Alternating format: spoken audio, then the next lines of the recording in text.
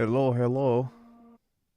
Welcome to the stream. My name is Alckemy. We are going to hop in and wrap up this really easygoing tune. It's a little hip hop track. We have one quick play spell to get through before that.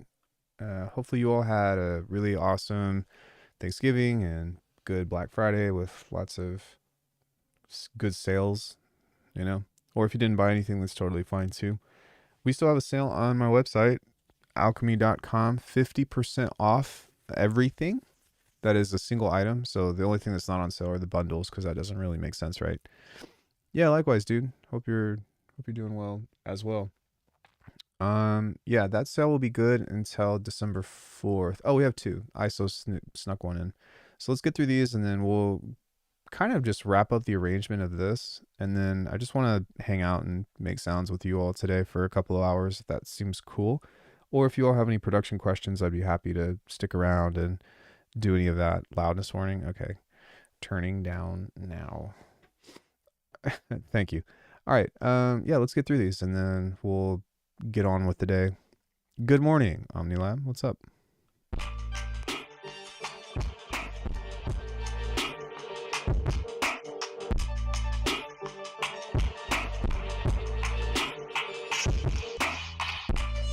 What's up with your first kick? Your first one is completely broken and the other two are fine. What are you doing on your compressor settings? That's my question for that one. Like if you listen to it at the very beginning, sorry, this is like super crunched. Listen to how broken the first one is. See that? But the next two are fine.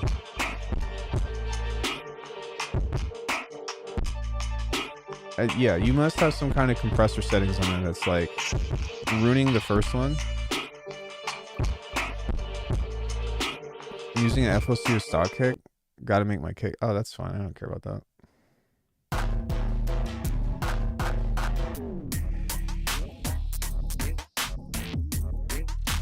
Although, I will say, if you had like a big kick to kind of move everything out of the way, that, yeah, I guess other than that, I don't really have anything else to say about it. It's pretty cool. I like the groove of it. Yeah, if you all want to submit a quick play spell for next time, you can do so here at Discord. Join the Discord, say what up, be nice to the community. There's a lot of fantastic people in here, and you can submit a 15-second clip or less in the everyday quick play spells. And when I start the stream next time, I will listen to your tune and give you a couple thoughts. So it's a nice little like pre-feedback type thing. Speaking of, we'll probably do one, maybe not next week, but sometime after. I don't know, maybe like the week of the 9th or something. Yeah, something like that. But yeah, this is what we're working with today. This is just a really chill boom bap track that we started yesterday.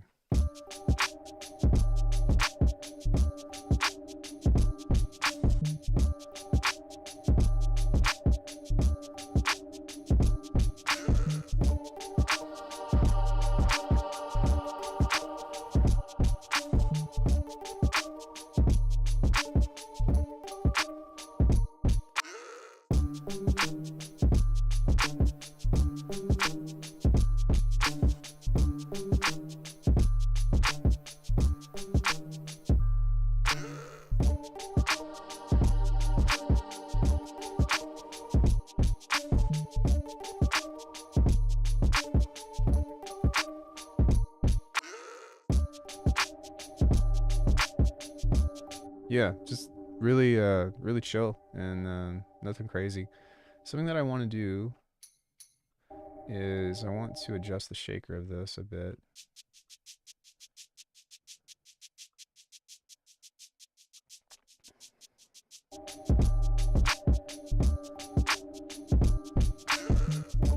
The one in the description does not. It's the same link. That's weird. I'll take a look at it after stream, but yeah, the Discord link, I'm pretty sure is like the exact same, if I'm not mistaken. think we're also going to throw all of this in here into the drums.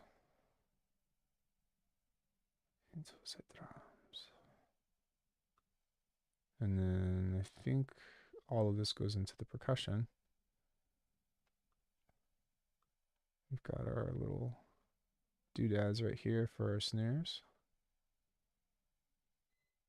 Uh-oh. I missed the kicks. Where are the kicks? Where are the kicks?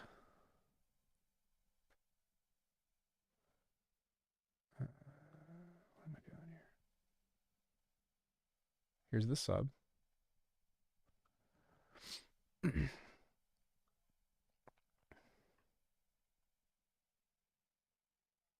Am I tripping?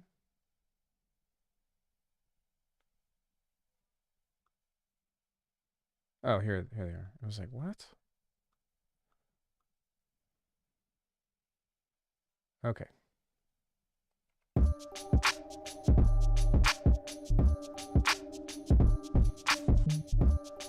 There we go. That sounds a lot better.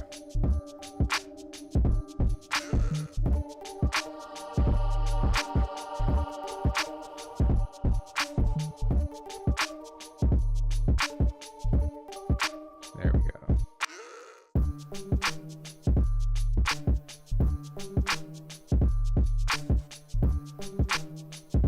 I really like this. That little xylophone was a really dope happy accident.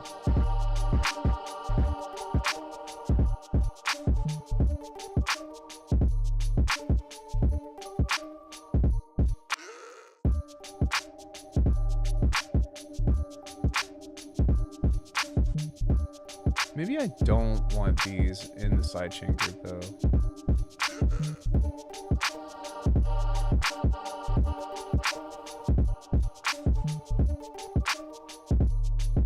I don't think I do.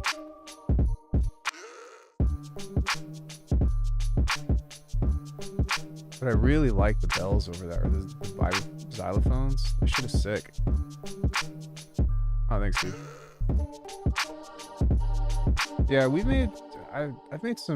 made like 4 or 5 tracks that I've been really happy with in the last couple weeks.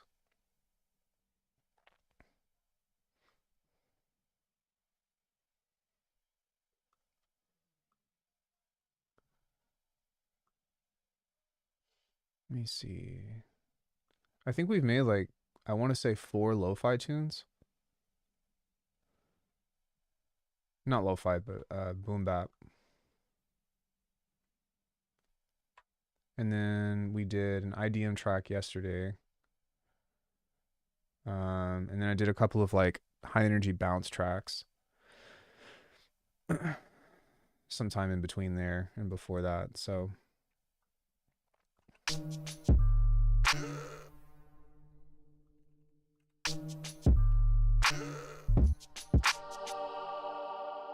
I wanted this here.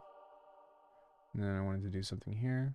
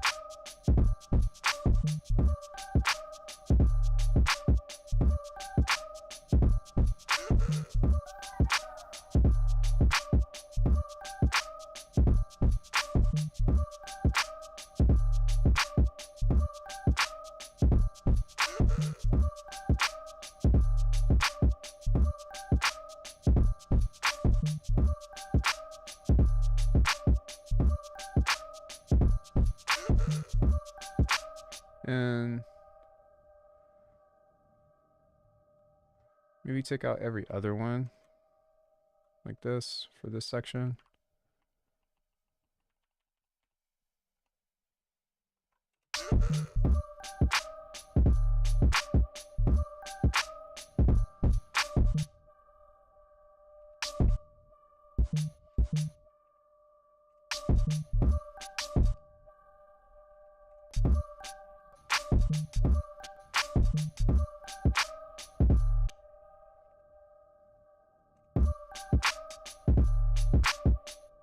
Yeah, I like that a lot. Really like the syncopation with that.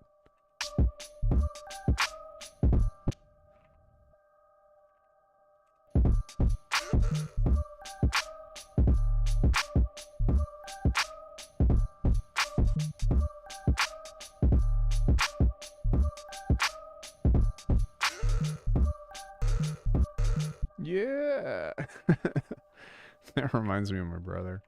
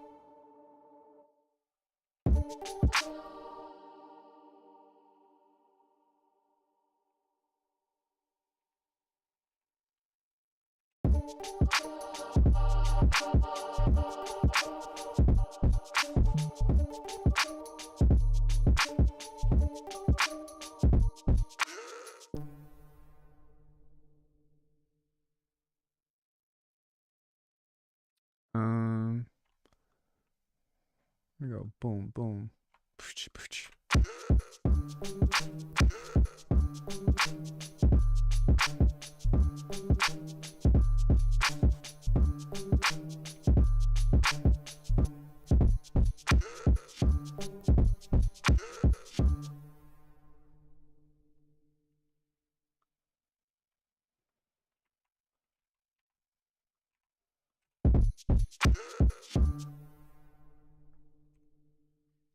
Let's grab the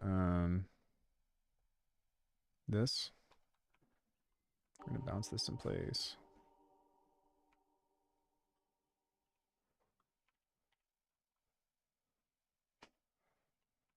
Bounce in place.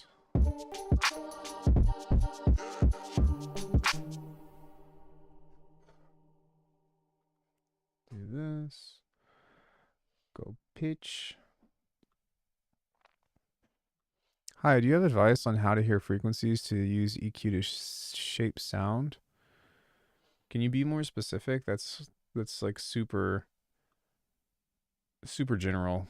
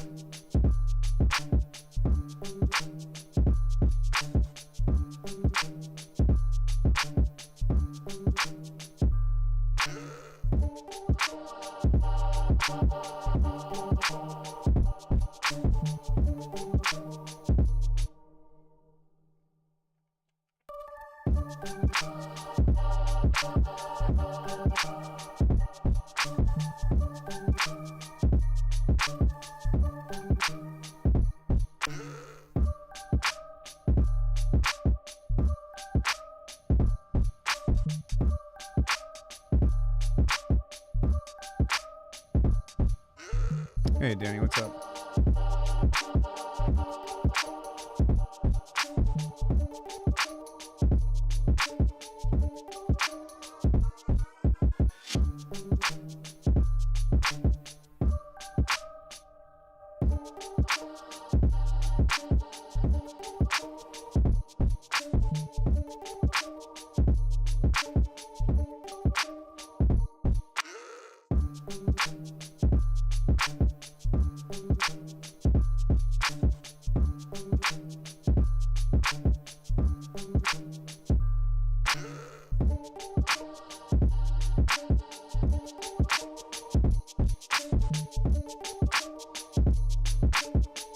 bill notches to amplify or remove some frequencies. It just seems like you know what you're doing. Maybe I don't really understand what I can and can't do with EQs.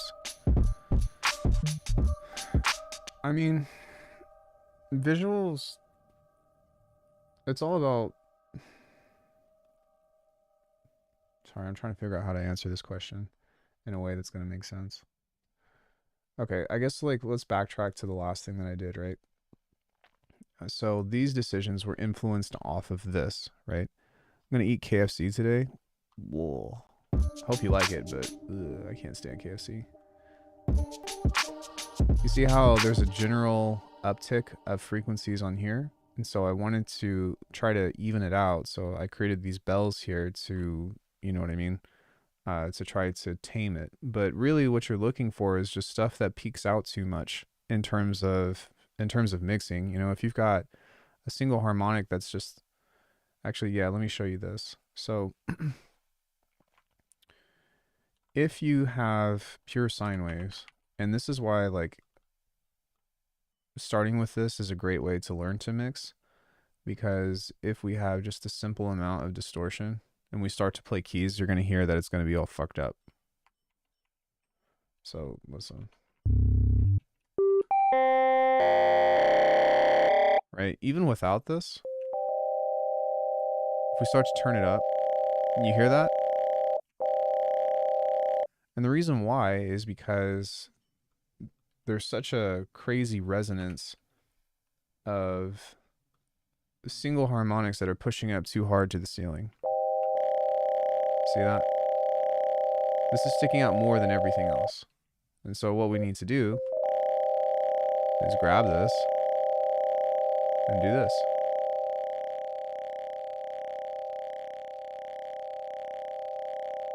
Although, that's still doing that, which is kind of strange. And I wonder why. It's probably because it's hitting the clipper, and it's hitting the clipper first. Okay, yeah, so let's try that again. And then let's fix it before it hits the clipper. This will help. See that?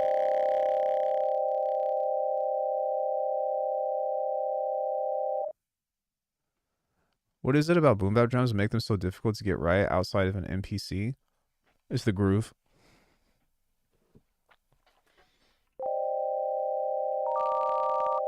But does this make sense? This is how you treat EQ. Or this is like one really good example. The second thing is, and I would say go watch my bass stuff, but let me just pull this up, because this is like everything. Basses 50% off, by the way, for what I'm about to show you. All right, listen to this. Right? You hear the growly? That's because of this. So if you turn all this other stuff off, like EQs can be used as filters in order to shape vowels.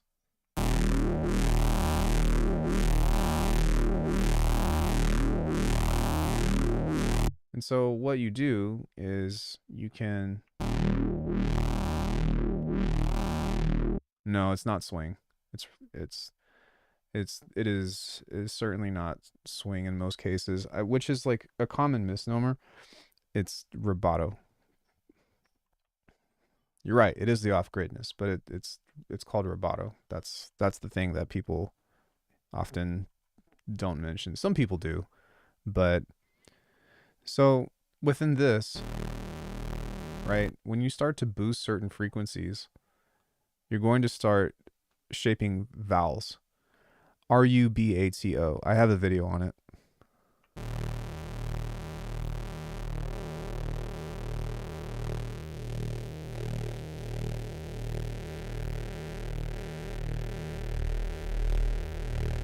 So when you start doing stuff like this,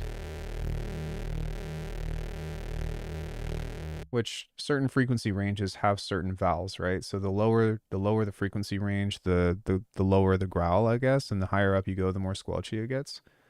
But when you start to move this like this,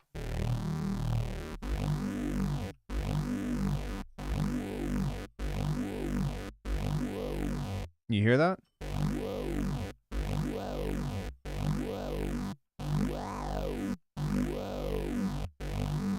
Then that's one way that you can use it creatively in order to start getting uh, basses and whatnot. And if you look at all of the stuff that I have on here, it's all there. You know what I mean? That's all part of this. There's a lot of extra processing on the outside in order to make it bigger, but this is the secret to how to make one secret to making like vocal basses and stuff, you know. It's on everything at some point or another. You know, to some capacity or another. So anyway, yeah, that's my spiel on how to effectively use EQ. And that's the beginning. Like there's a lot to it, for better or for worse. But if you can master the basics like that, then for the first thing that I showed you, then, you know, it'll help you control your sounds. Because that's really what you're doing when it comes into EQ, right? Is you're controlling the volume of certain frequency ranges.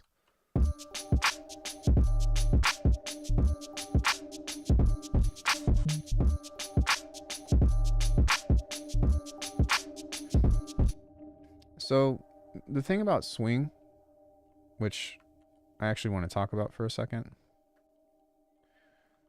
true swing is perfect triplets. So actually I don't need that. I'll just do this. So you go 1, 2, 3, 1, 2, 3. This is perfect triplet.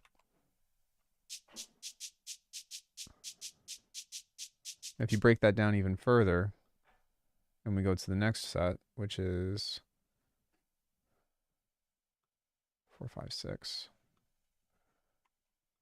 1, 2, 3, 4, 5, 6. Sorry. 2. We'll just do that. This is triplets. This is swing. You also have quintuplets, you know, septuplets, all that other stuff. But that is real swing. And then when you syncopate it, that's how you get like the right, which is really common in jazz.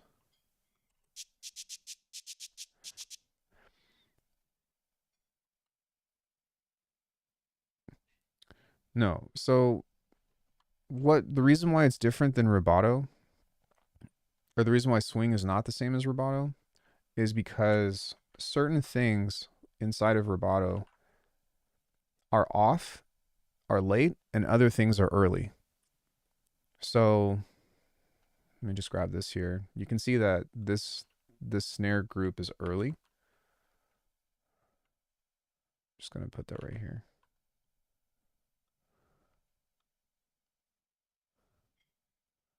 Like here, I think. So when this is, see how this is on, this is off, this is off, this is off at a different point, and then this is super early. So now you've created a relationship between these.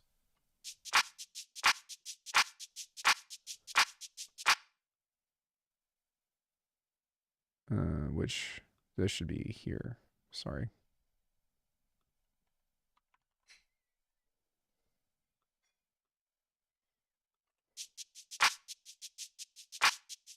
But the thing is it can also be late. So you can also do this. And this creates a more laid back feel.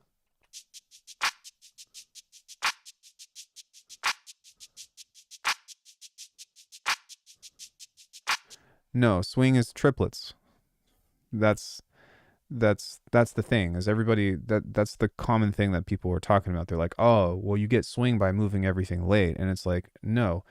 It's the swing is a division of notation, but swing is still almost perfect. You know what I mean? So even if you move everything off, but let's say like this is on grid, but you move everything off like this. this still wouldn't be categorized as swing because you're not moving into triplets. The spacing in between this is the same. You're just making it late. But you see how it still doesn't have the same vibe. You know what I mean? It's not really all quite there. But even still, if this is early or if this is late and this is late, you're getting into terms of rubato. But if everything is in triplets, let me just do this so I don't have to guess.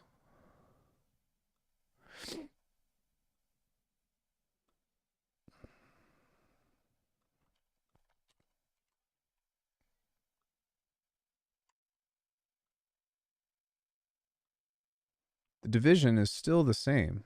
It's still in a triplet division.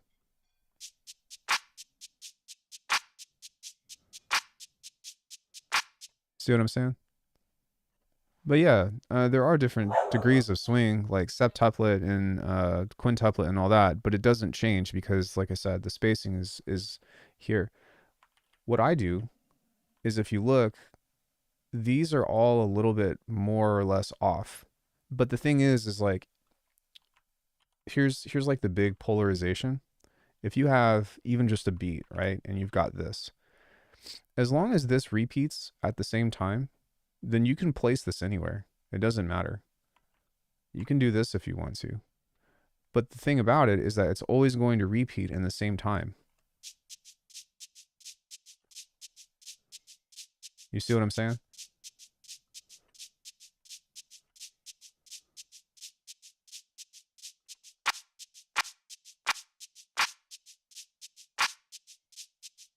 See how that creates a totally different vibe?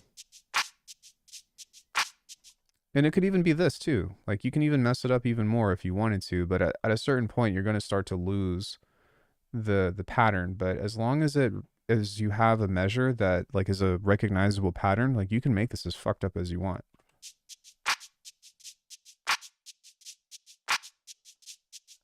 And the key to it is to explore and go extreme and then dial back on it, you know? So like,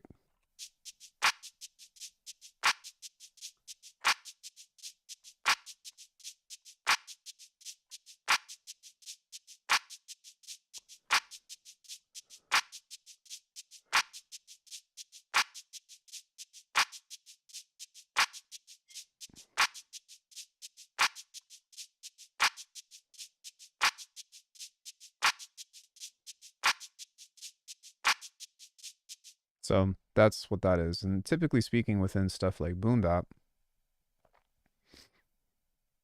this one's on, this one's late, this one's late, this one's even later, and then it just repeats. So that way it sounds like it's falling or like slowing down.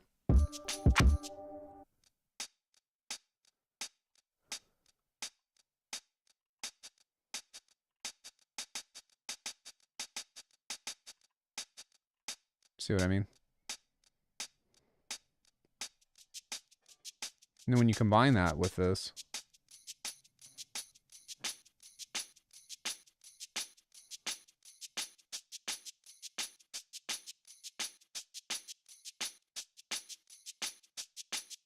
and then that together with the clap,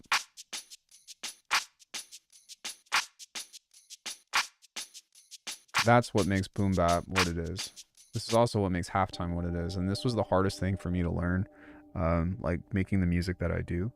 But that's part of the reason why I like to make boom bap, is because it's a lot easier to practice this because you're just working with very simple elements. And I think that it increases your awareness of groove a lot more, especially when you don't have to worry about the sound design stuff. But once you get that, then you roll the kicks, which is another aspect to it as well. Something I learned from Marlo Diggs is that boom bap works in pairs. So there's always two sounds that are hitting at like a 1/32 note. So it's either a kick, it's either a snare kick or a hat kick, but it's always da-doom or kaboom, buka, kaboom, buka, you know. But if you listen to this,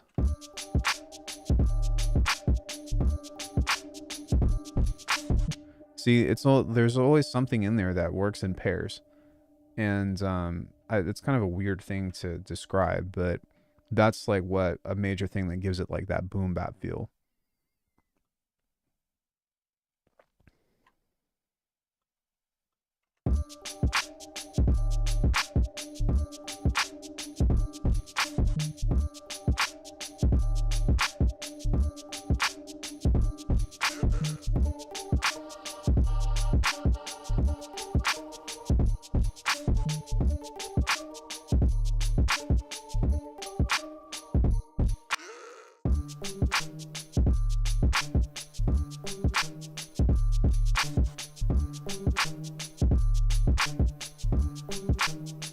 try to bring this up a little bit more.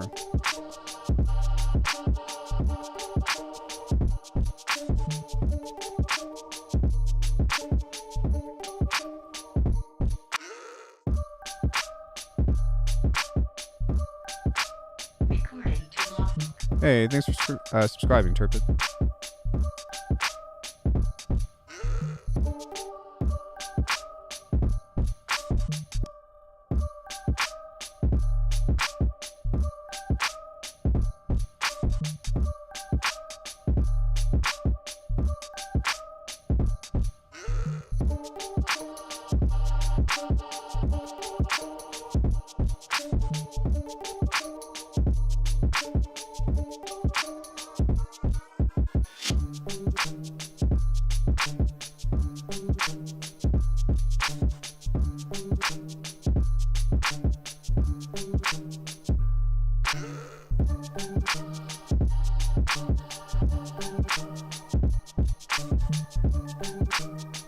There we go.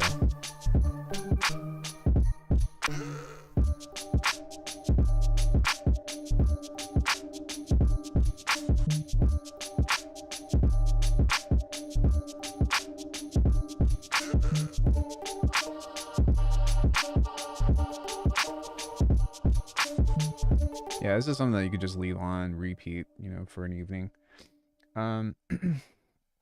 Something else that I do want to do is let's get some vinyl in here, and I'm just gonna make some. We interrupt this broadcast.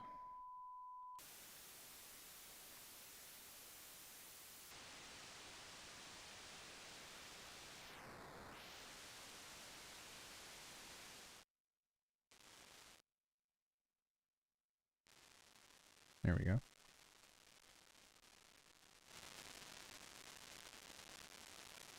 Very gently.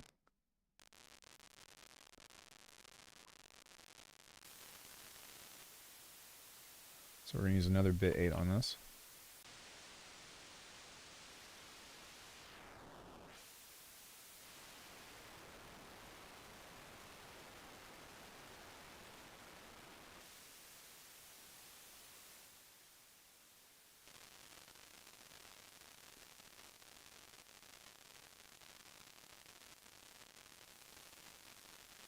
It's a bit much.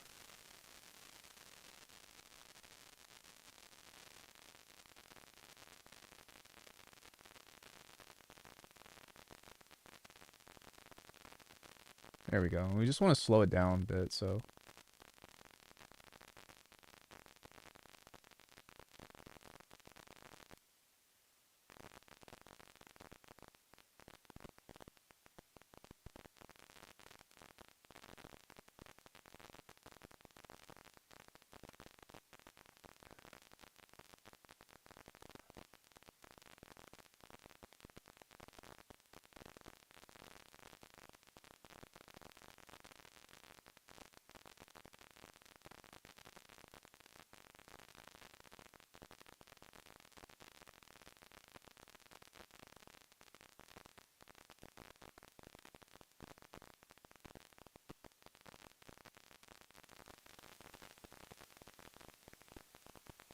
There we go. This is how you make noise.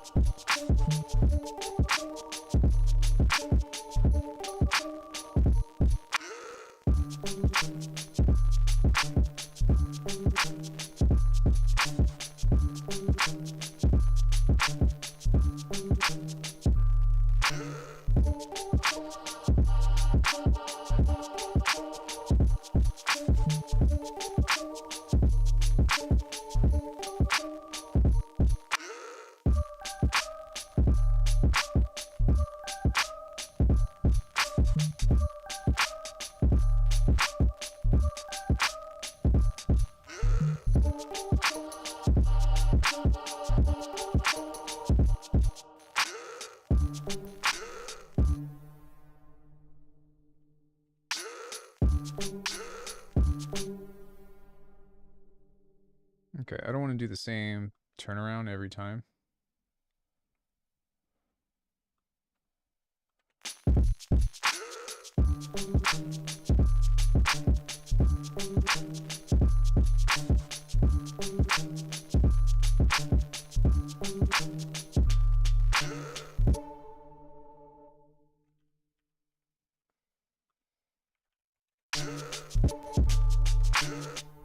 Really only want to do that like every other time.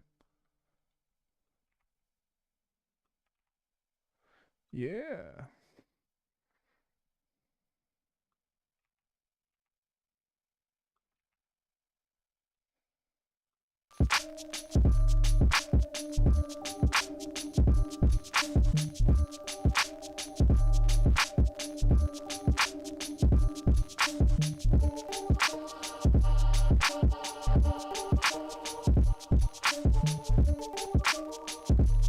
Hmm.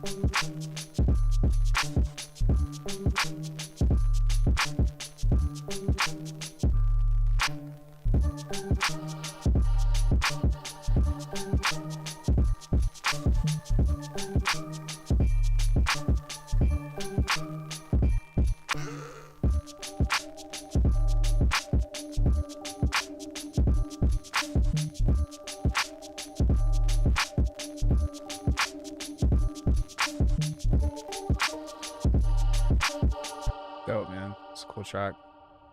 Nice little 130. Does anybody have any questions about this?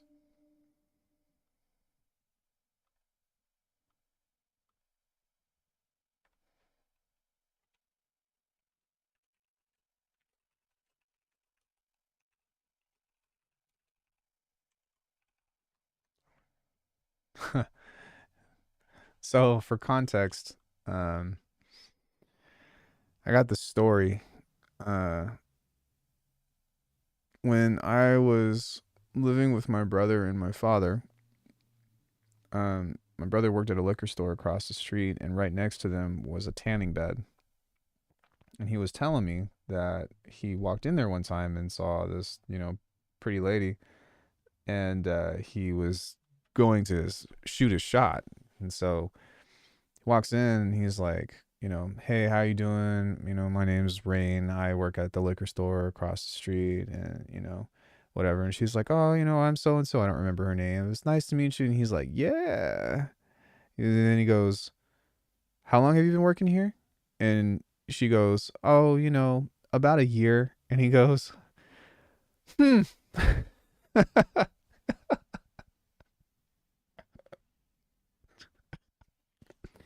Full intent. Hmm.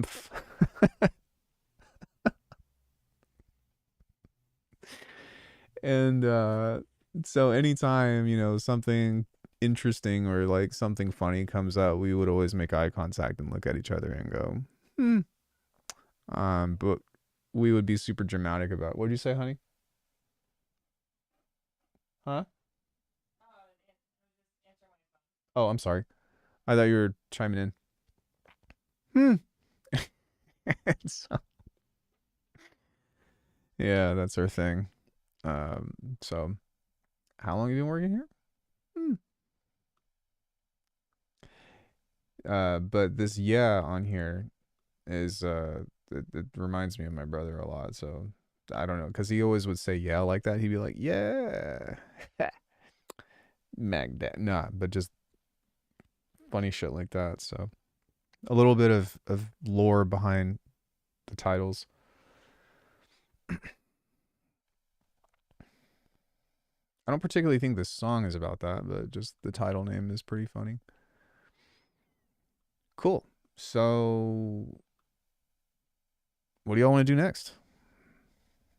We want to do some sound design, some sound dizzle. Do you want to meander within another genre? What would you all like to see today? I'm going to make a snare.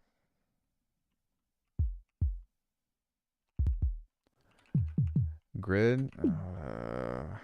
Uh,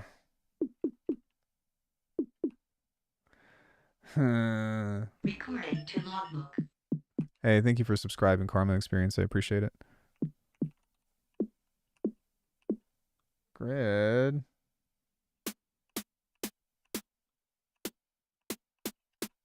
Grid.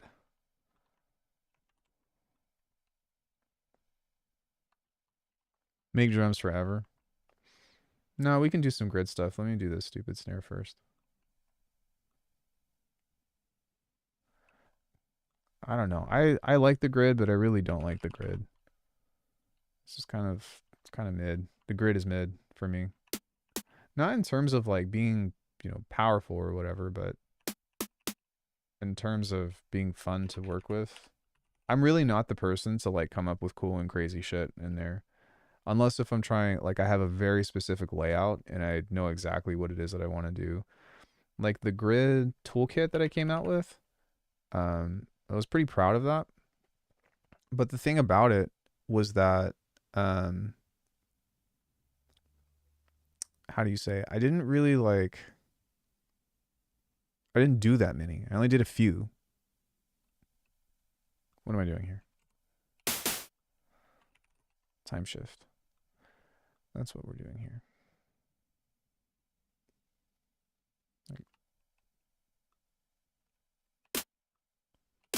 Hey, Bow Wow. 69.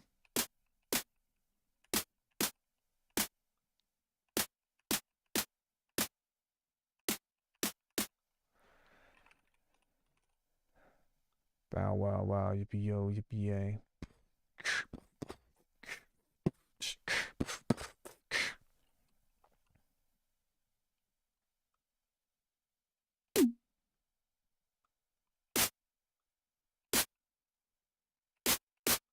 I think it's fine. I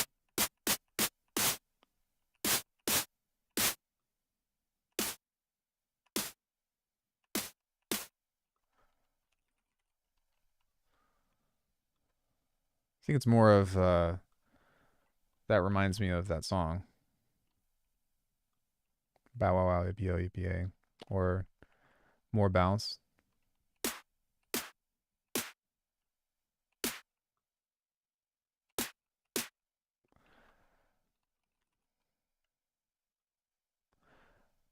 More bounce to the ounce. Hey, what's up, Nate?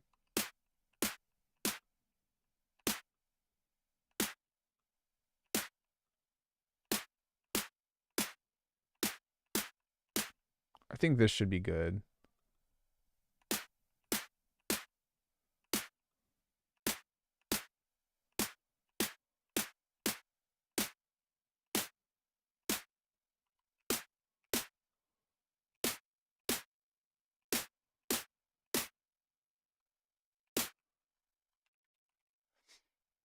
Now let's give it a transformation.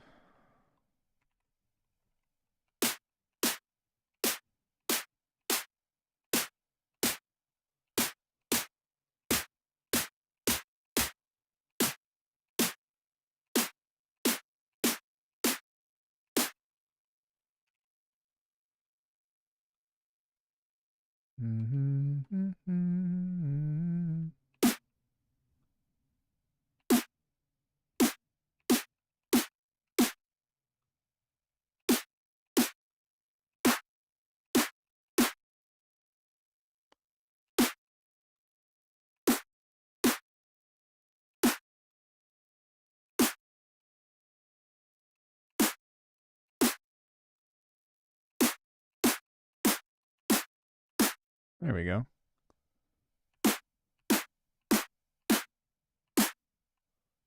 If I want a little bit more smack, we can.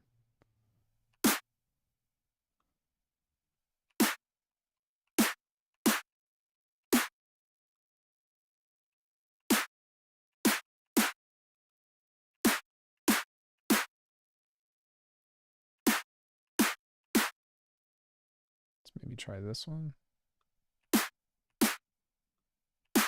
Maybe not.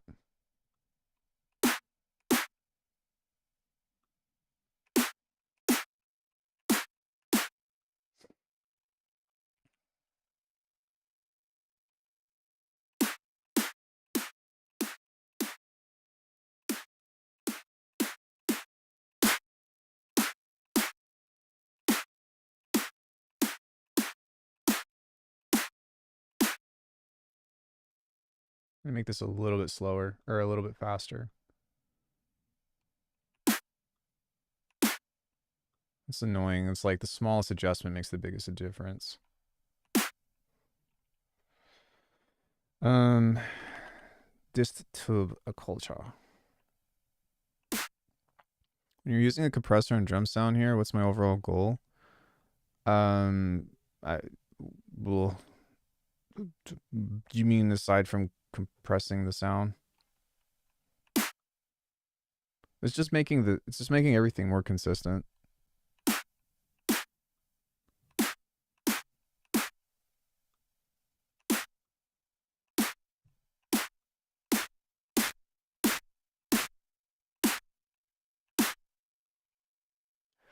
Yeah, it's like making the waveform a sausage.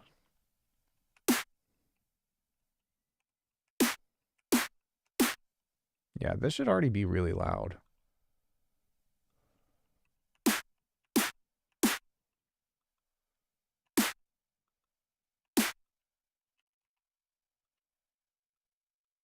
But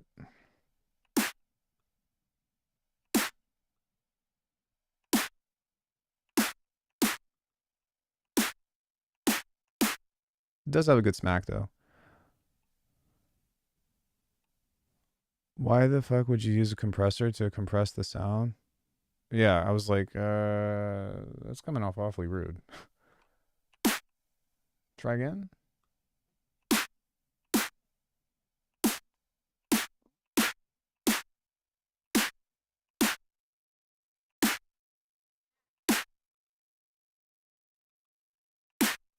Cool.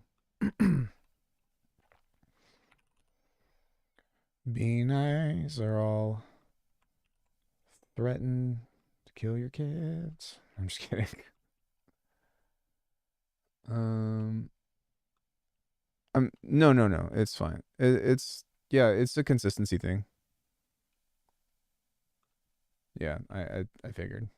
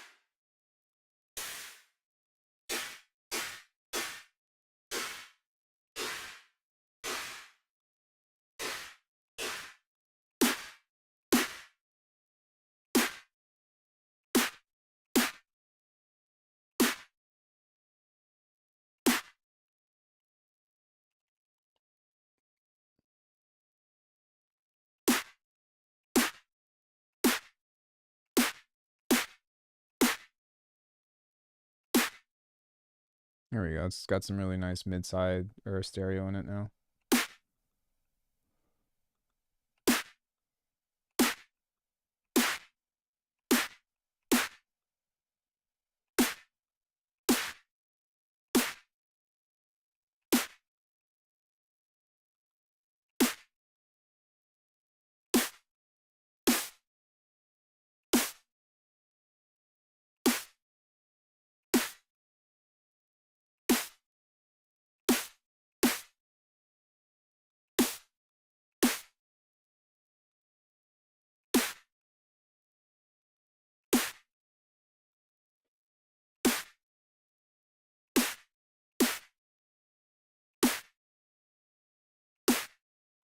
How are we doing now?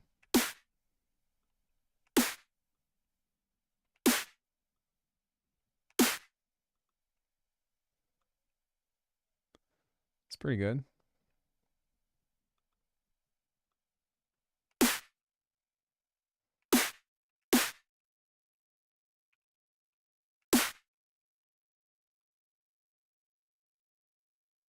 feel like there's been something that I've been missing lately. And so I've just been trying to go back and do some of this stuff because I'm looking at what's going on here with this guy. That's our transient. That's our body.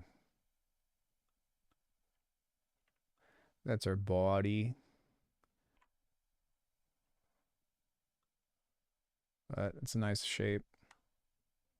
So yeah, you see how everything is the same volume pretty much all throughout. That's why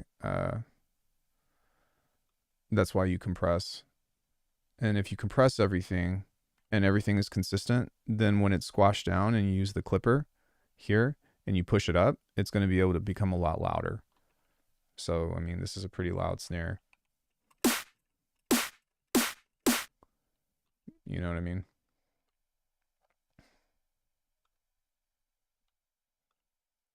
I want to take a look at some other snares that I've made. Snare July, August 20th. Let's see what we're doing here.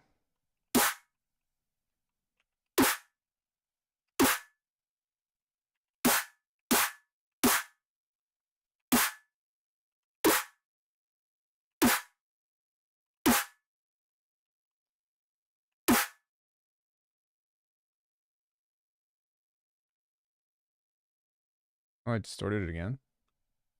Oh, that's why it's like that. Okay, never mind. What's the appeal of Pro L? Notice everyone seems to use that. Well, I've had it since 2018, so I will say that the thing about Pro L is that it's just really easy to use, and I primarily use it as a luff meter.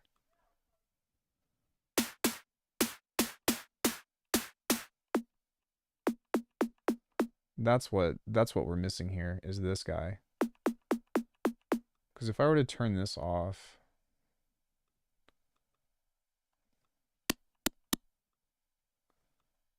yeah, it's the pitch. So the pitch is what I'm missing. Yeah.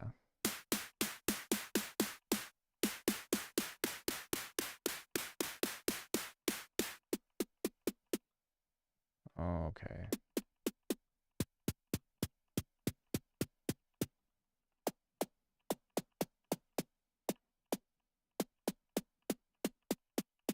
Okay, that's what I'm missing. Yeah, you can hear with this, if I were to turn all this stuff back on, I think that this would smack a lot harder. Yep, there it is. See how much of a difference that is versus this? That's, now we're actually getting the pop, that, and that's what I was missing, and that's what was driving me crazy.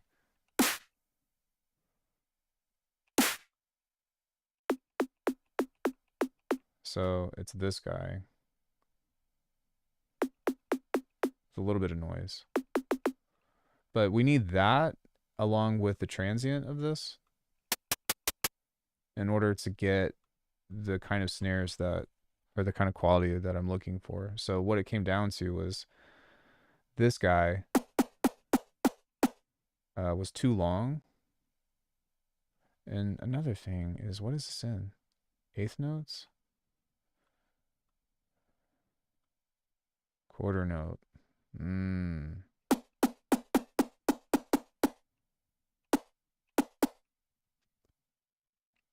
Soft clipper on the glue is so nice.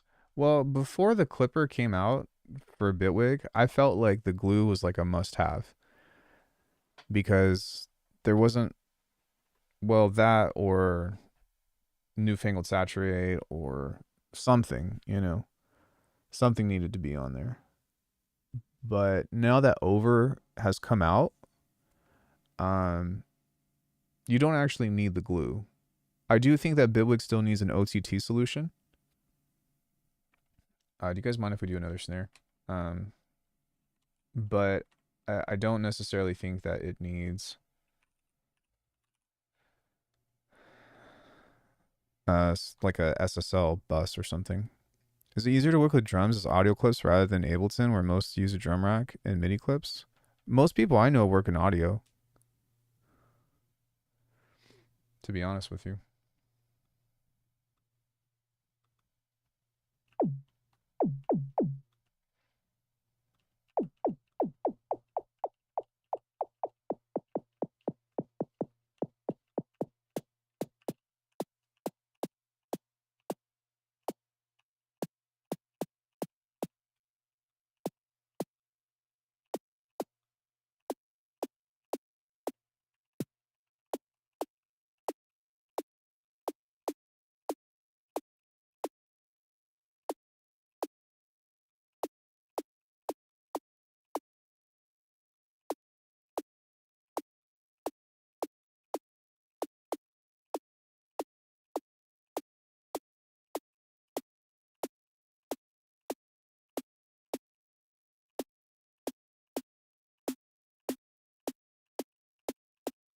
Okay. Oh, no. Oh, no. Oh, my.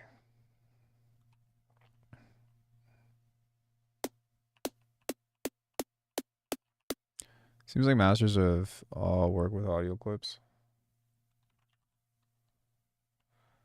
Um, yeah, the reason why people work with audio is because it's just a lot more malleable.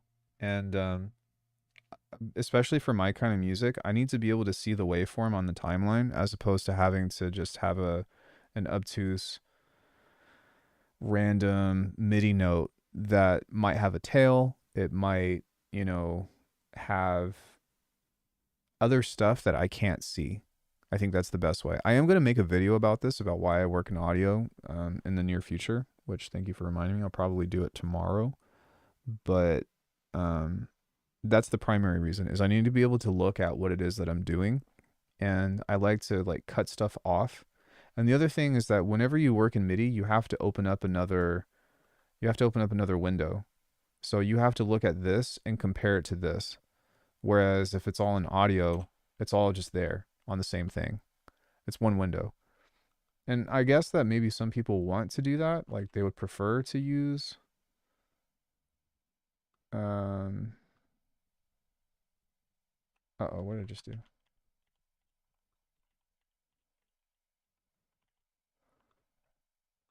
Yeah, they would prefer to like be in a separate window to work with drums, but not me. Not me, fam. Not me. Man's not hot.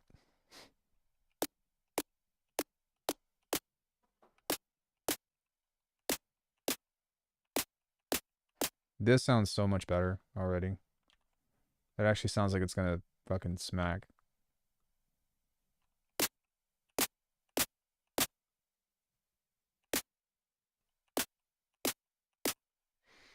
For boom bap, I always felt like I needed to use the drum rack because hi-hat percussion swing where you have access to velocity parameters. I mean, if you're working in Ableton or Bitwig, there's other ways to do that that are just as easy. My CPU cried tears of joy when I started bouncing the audio. Yeah, that as well. But I will say that for most people, like we're getting into a situation to where for music production, you don't have to. It's not as big of an issue.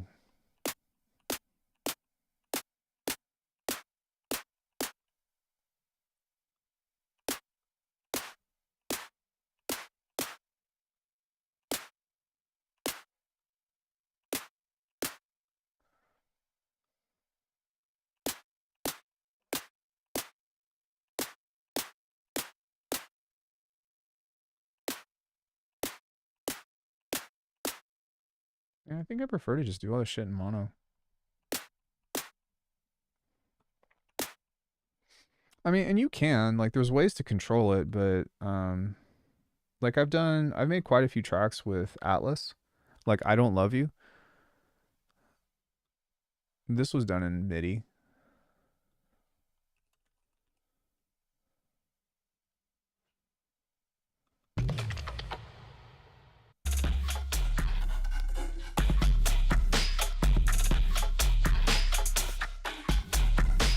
Or wait, maybe I made a drum loop and then moved it out. I don't remember.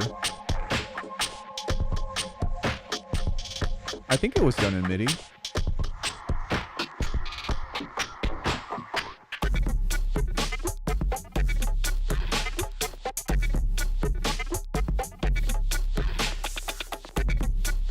Yeah, it was. Because I have a rack.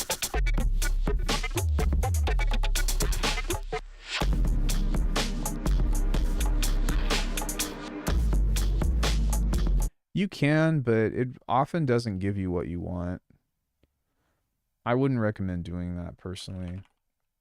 If you really want to get good at rubato, like you just need to take a hi-hat like this and put it and make a bar, or sorry, make a, yeah, put this on a beat rather, and just play around with this. And just put it in different places that, sorry, I was just making sure that, I don't like that this makes you, that the snapping is a lot more, like you have to really zoom in order to get this shit to, yeah, that drives me crazy. But you need to just practice with this and practice placing this in different motions, which by the way, if you hold shift while you're doing this, then you can do a free placement. So it's like an Ableton thing, but it works so much better in 5.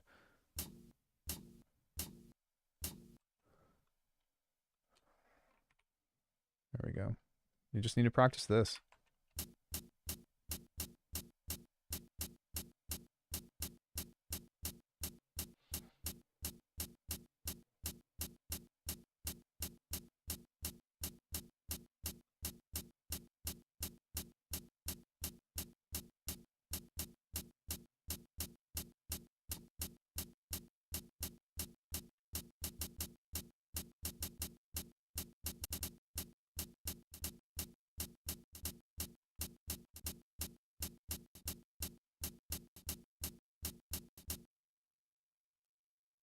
What's the duplicate drag shortcut? Option or Alt? It might be Command in Windows, but oh, there we go. So it worked that time. Yeah. Yeah, maybe the behavior is buggy or something. Maybe that's what's going on. But I hope that they fix that because it works. It's so nice in 5.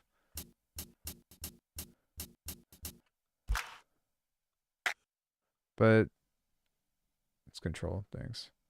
Yeah, sorry, I don't know because I'm on Mac.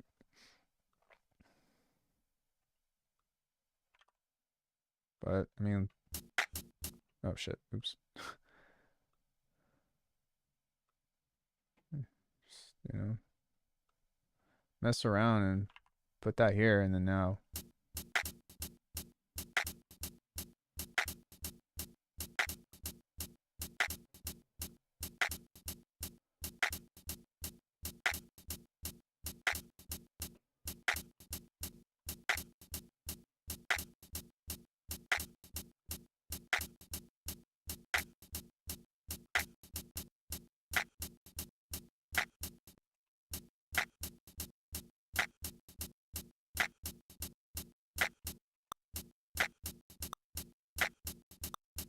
See, like, that's cool. That's super fucked up.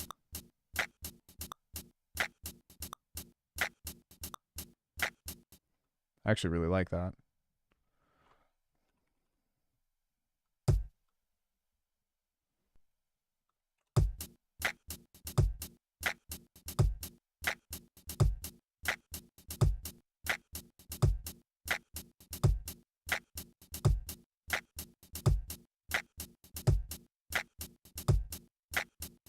No, god damn it. It's not swing. I just went on a rant about that.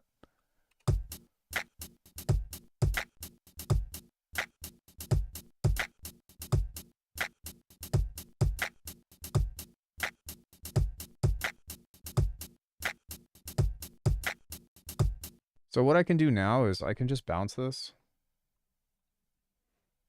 Or rather, let me move all this stuff to a new track. You guys are going to hear me rolling over in my grave when I'm dead. It's not swing.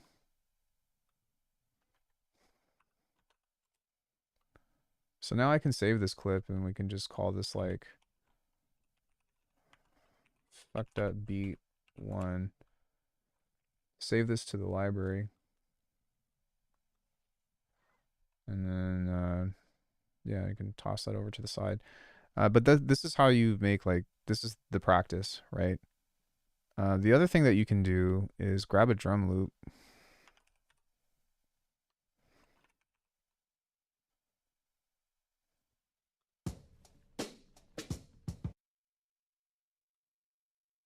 And find some percussion here. Something like this.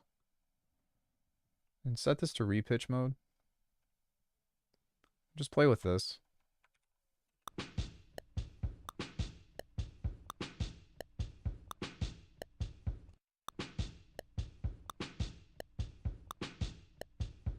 Or you can even do...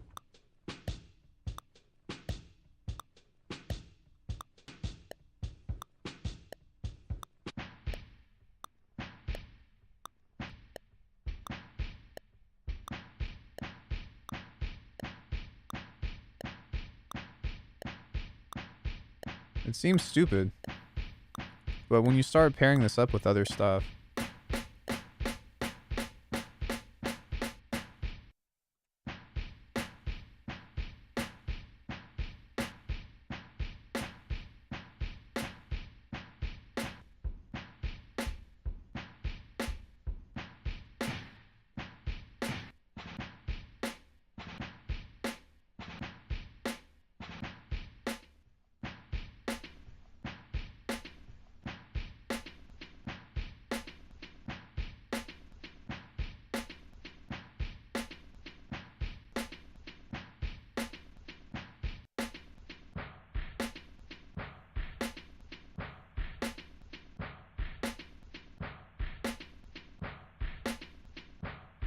And you can do this with a lot of other drum loops and just start layering them.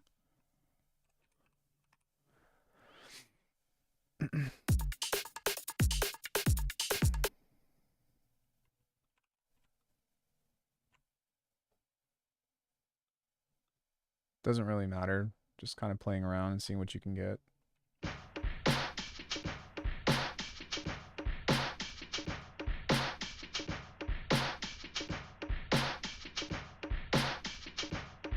Come on and slam! Like, this is actually pretty sick.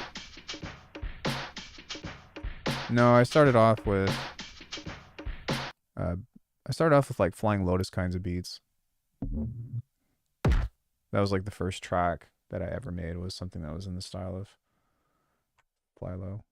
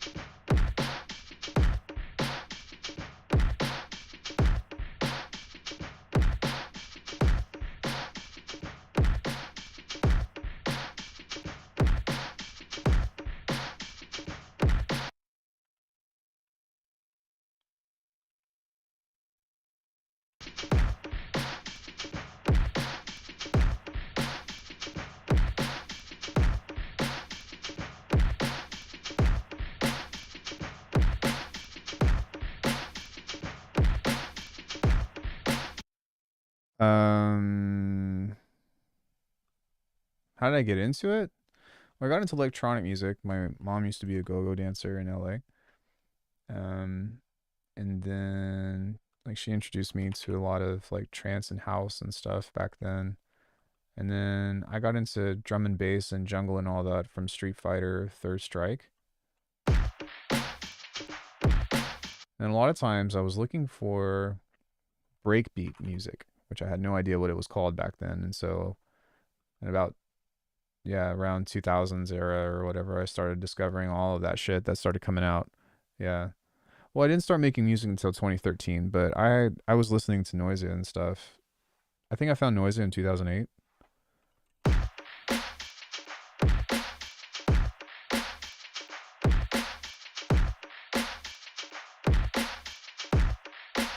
Right? So, like once you have something like this, then you have to be willing to cut it up more and start fucking with it. So, moving shit over like this, that way you can destroy it a little bit more and you can make the transients line up.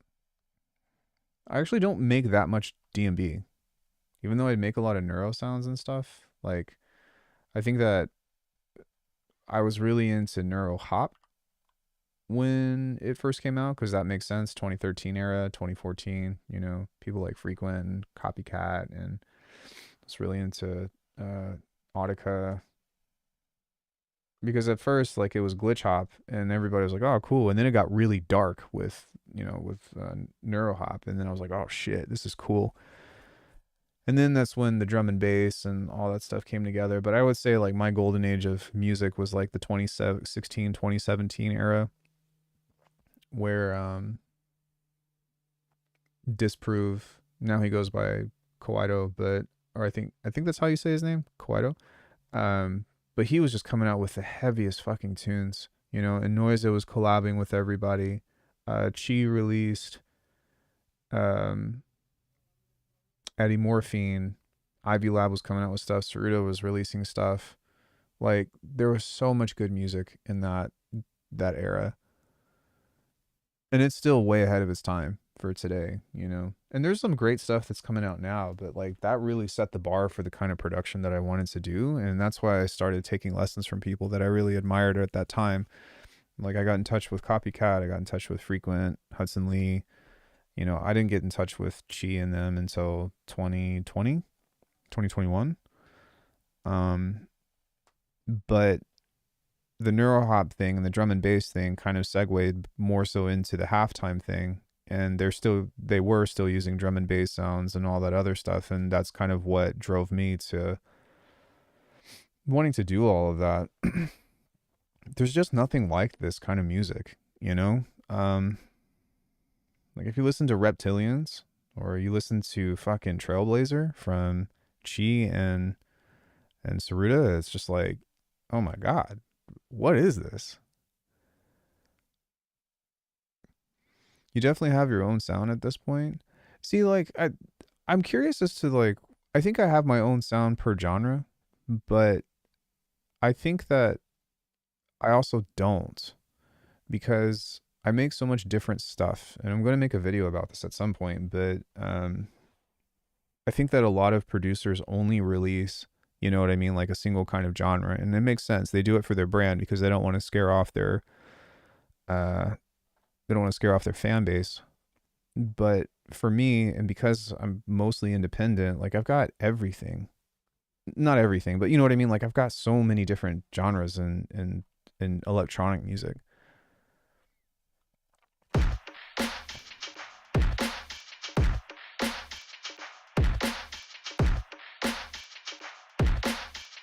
Like this could actually be kind of cool if we pushed it forward a little bit. Like boom, boom, boom.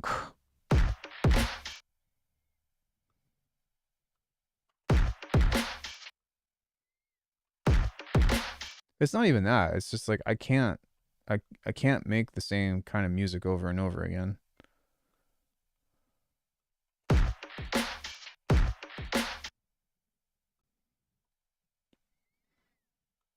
So if we were to take this and start to syncopate everything now, like you see how there's overlap between here, and we start dividing this stuff up and making it really tight,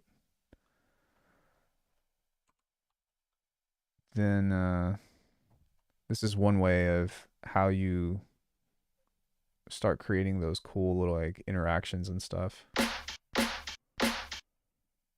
Like even with this, moving this over here.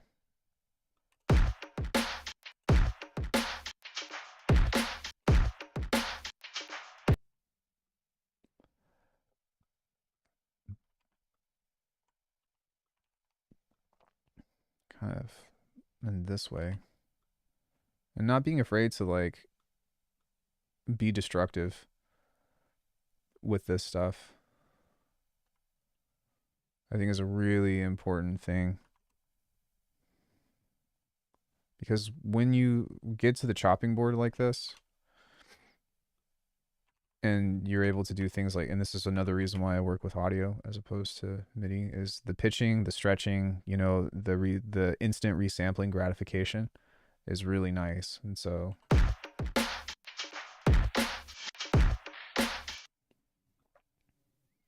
when you have something like this, maybe speed it up just a little bit.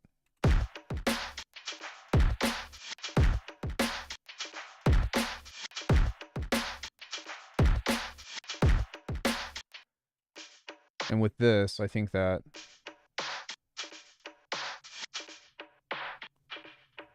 that's dope.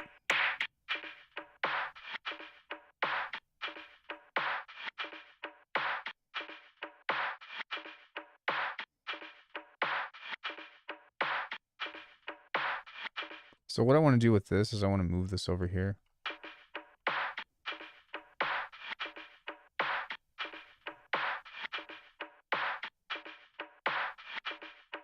And then with this, I want this to be late, so. And then we can just take this and copy this into the next piece, like so. And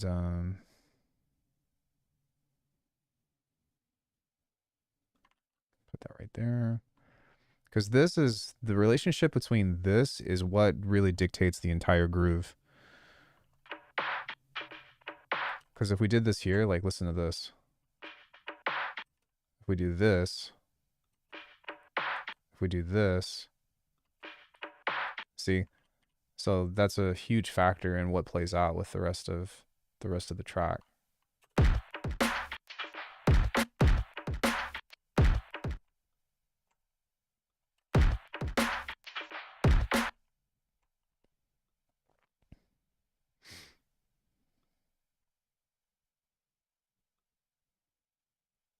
Which is really interesting.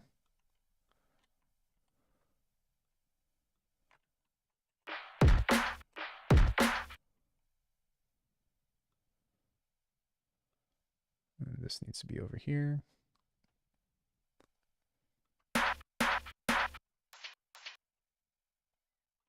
We can literally take this.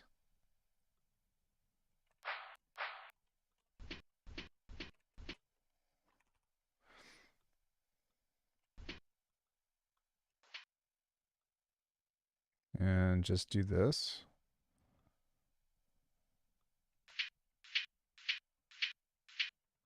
So now we can create a hat pattern out of it.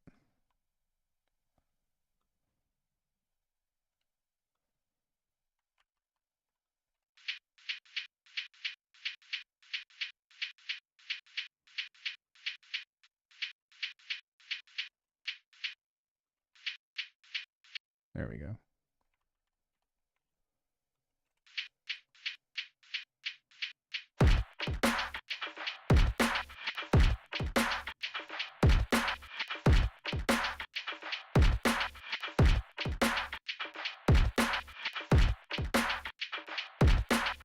And then we can do like other just cool shit and play around with this because there's so many sounds. It's like way too busy. And I like that because there's a lot of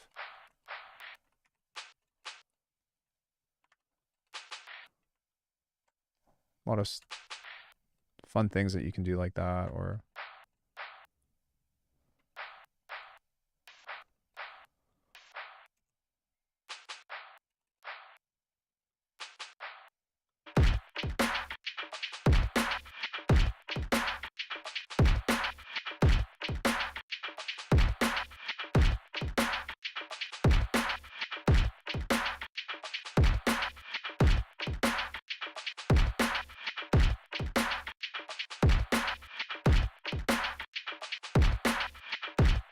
Now, for me, I want this to be like much more clean, not as a means of the sounds themselves, but as a means of really being able to hear negative space. And so, doing stuff like this and taking the tails off of stuff is really effective in doing that.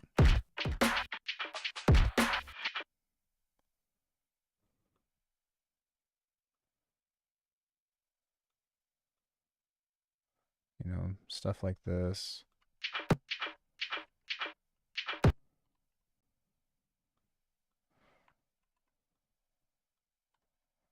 Because you don't really notice it at first, but when it's not there, you do notice it. See how now we have a gap right here? Like, that's really important for creating these kinds of grooves.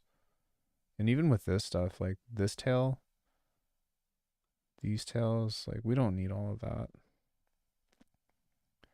We don't need it. We don't need all of that. Also, it might help to do that, maybe. Okay, there we go. See how much cleaner that sounds?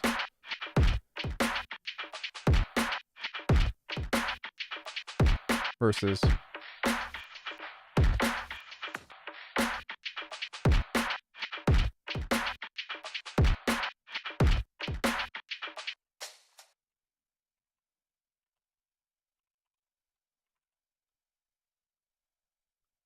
you want to add to it, you can.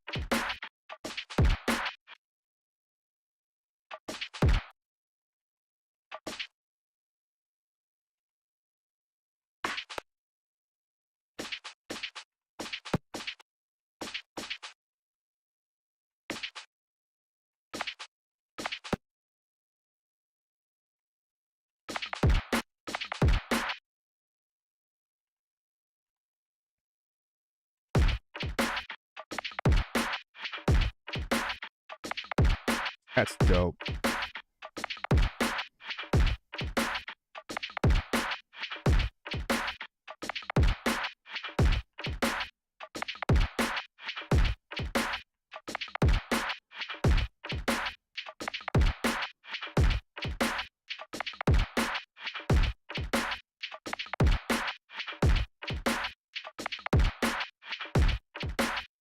Yeah, you're right. That is all I did.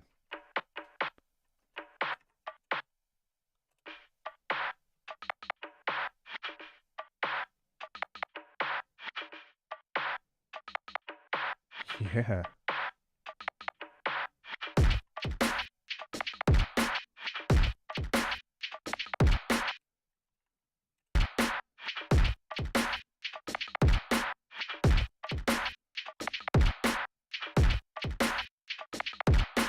So, you know, and then you can add in like your typical, like your other stuff to help fill out the high range because all of this stuff is pretty, there's not a lot of highs in it. It's all mids. But I mean, that's how I would go about, or one way to go about putting a track together. These days, I usually just go for hats and I just throw that down.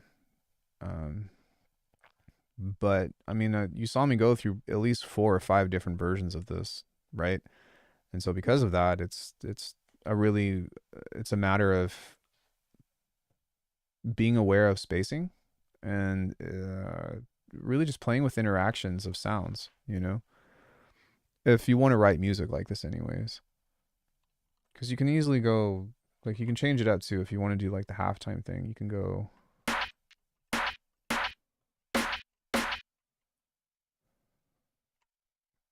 can do that. So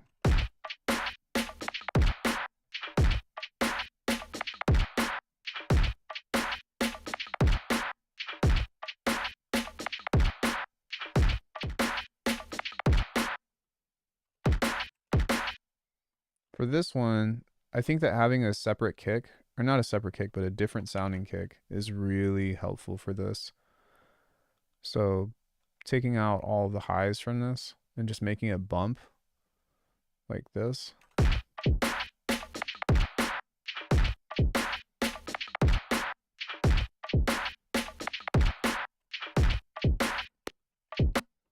And then with this,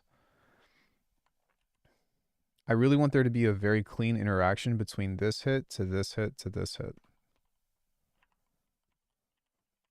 So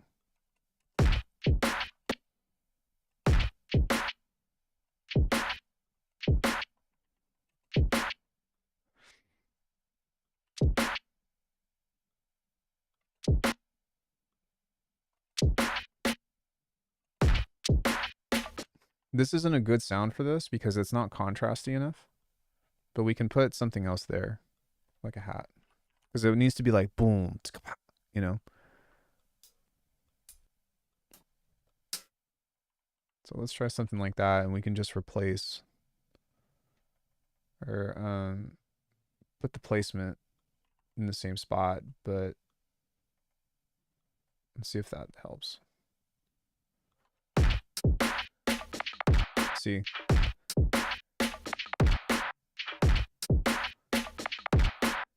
And then this really wants to come back. I can hear, I don't know, I feel like it does. So we'll put it back right there.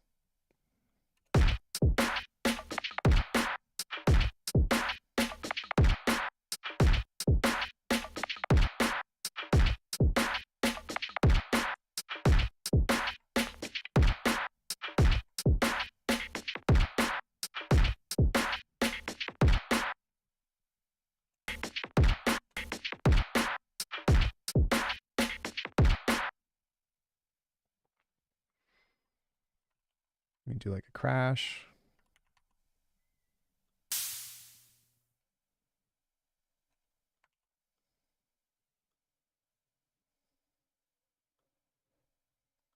Something here that is going to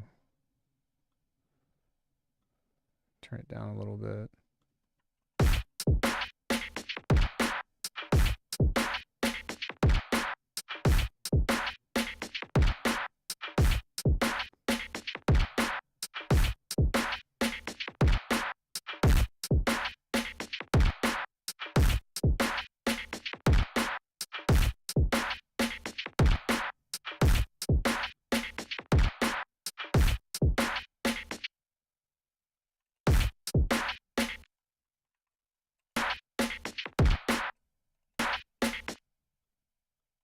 For me personally, with this type of beat, I would probably want there to be that space right there and just make this really clean.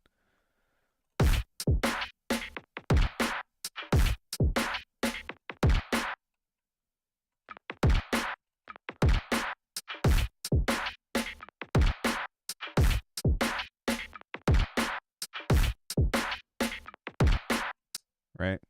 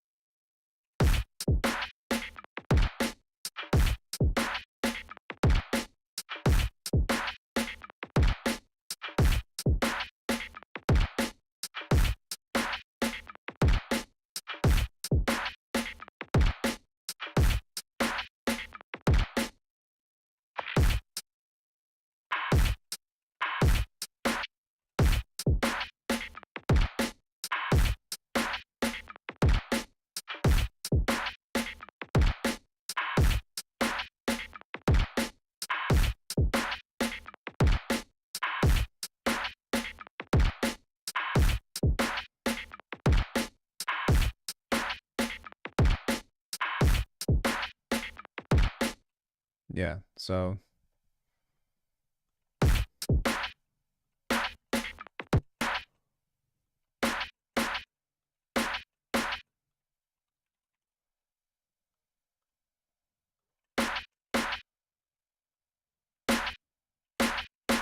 we can layer this.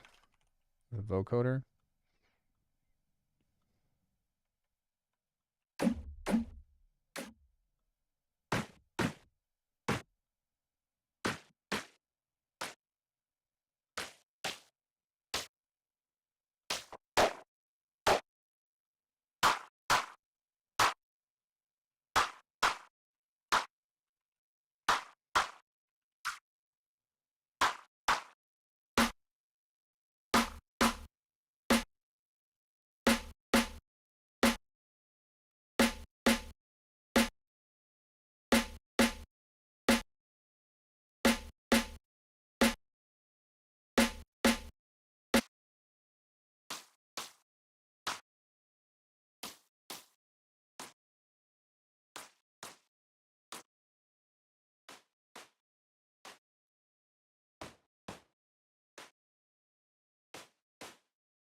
There we go.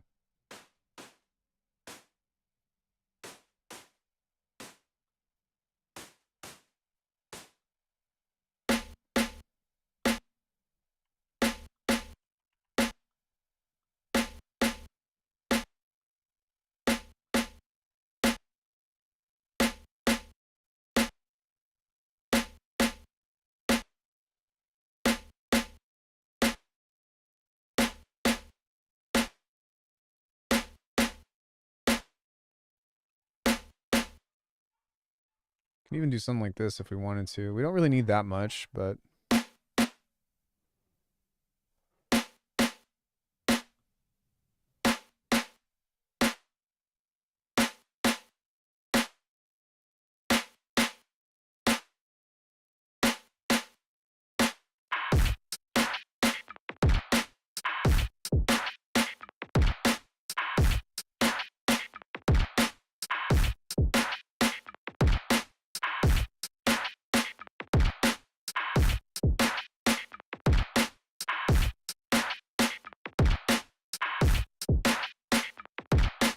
right?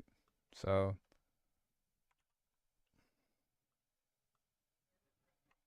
now we just need something that would match the attitude of this, you know. Womp, womp, you know, something like that or whatever.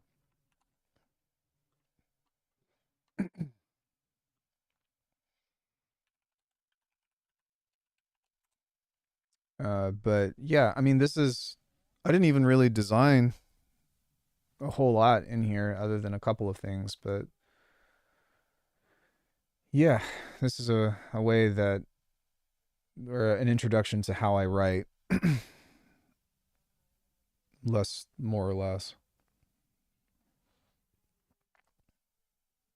And then the cool thing is like you can resample this and then go back into it and go back into it and go back into it and start getting more texture and excuse me, all that other stuff. But yeah, unison sound for samples. Like, is there something that I use other than chorus to get stereo? Convolution reverb. I mean, I used the vocoder on this. This is what made the super wide.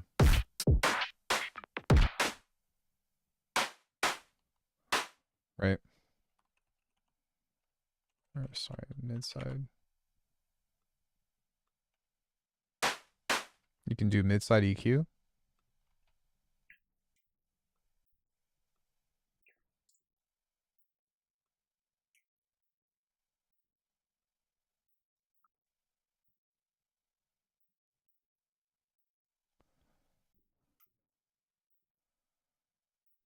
Listen to how wide this is going to be.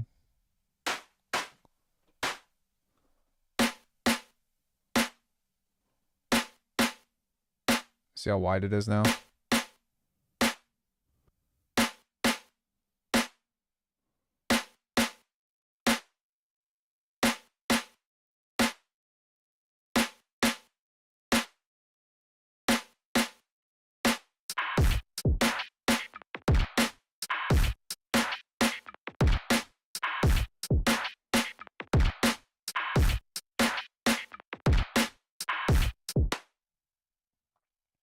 On this one right here, I want that same phrase, but Yeah. But except like right here.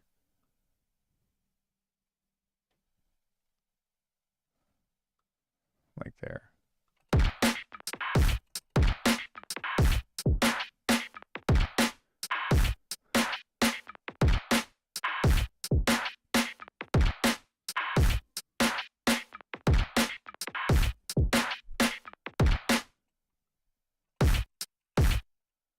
And yeah, and then we just need a hook over this.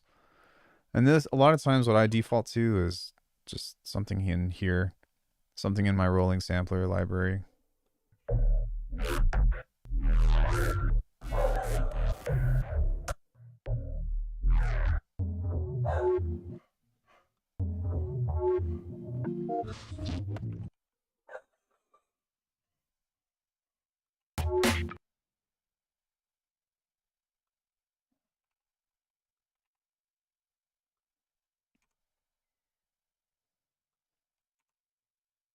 So like boom, boom.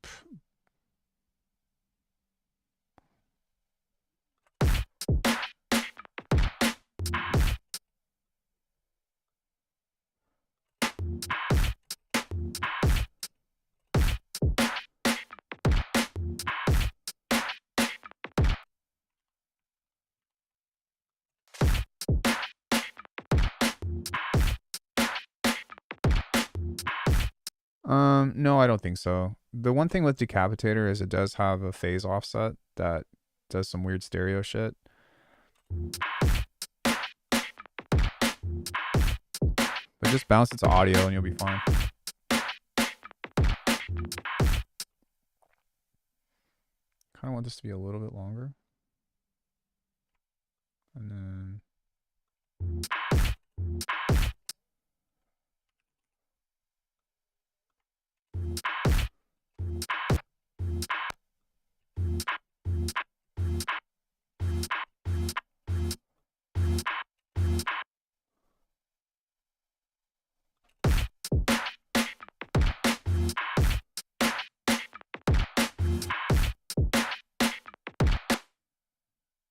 maybe I do want it to be more conventional, like here.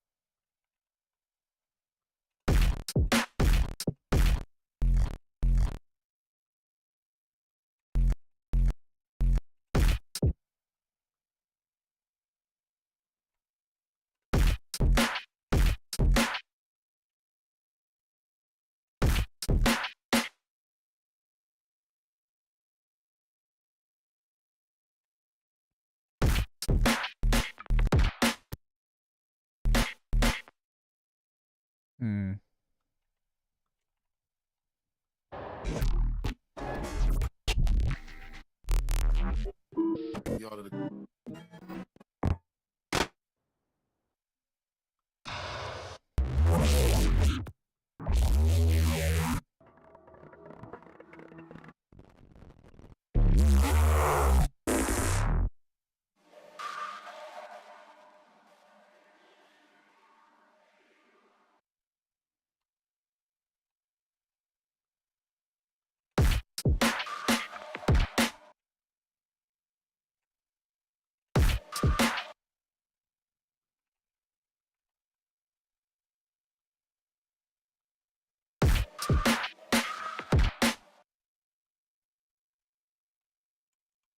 That's something that could work.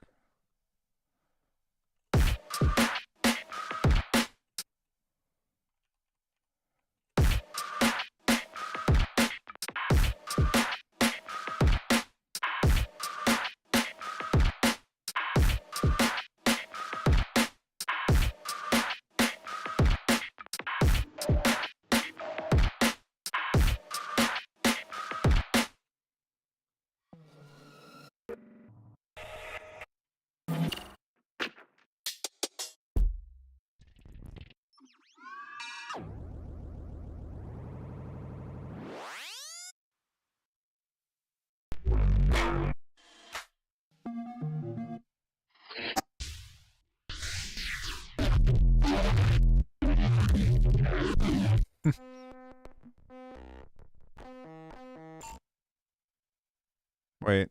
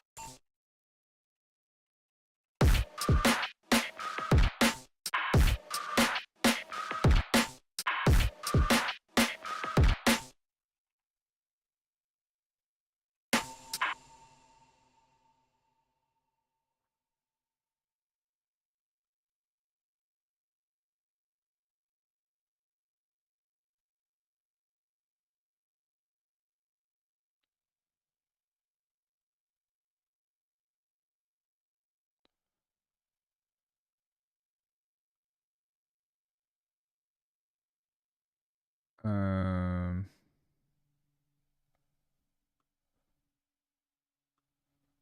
There we go.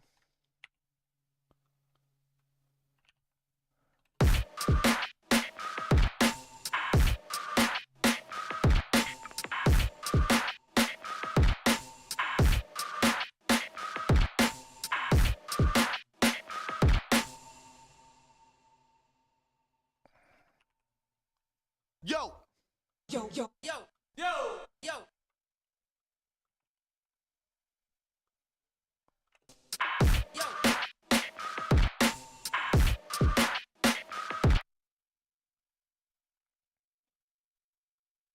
Hello.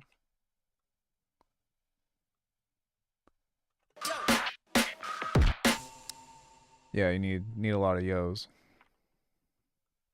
I need more.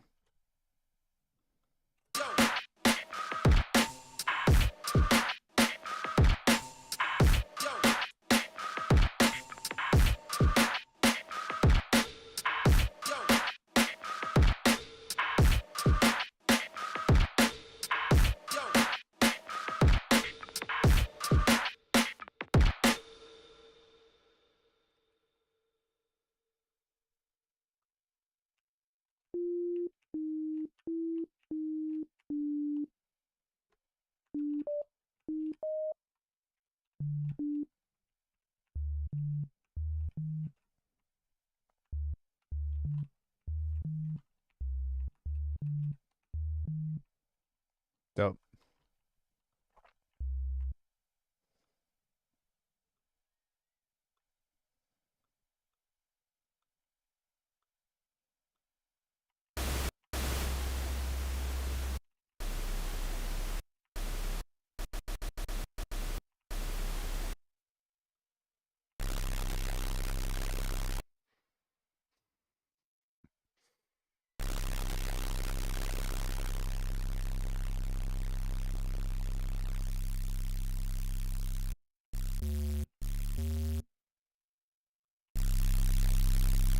You do.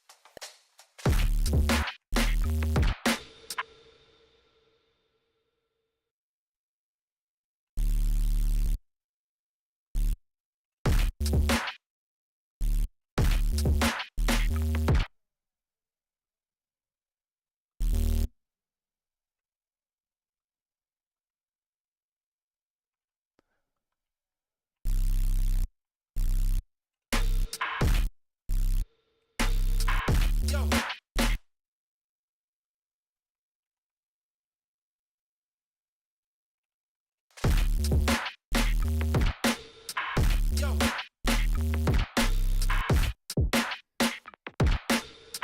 yo,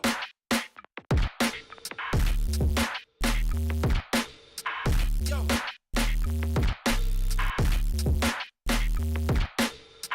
yo,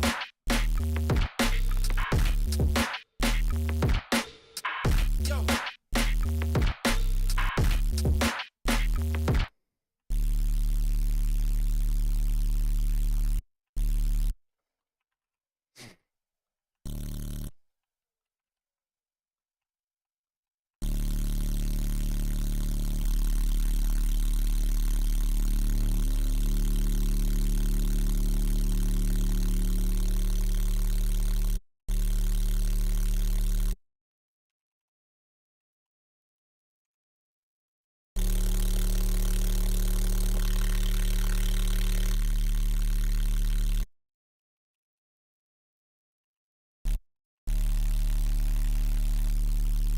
I actually like that. That won't work.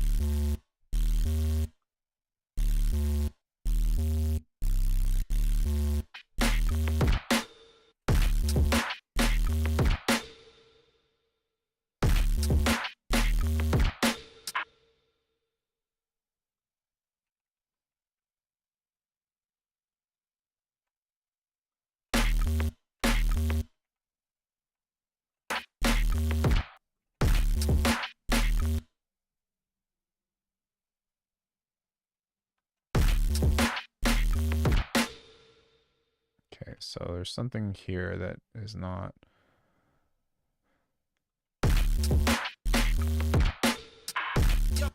Yeah, probably there.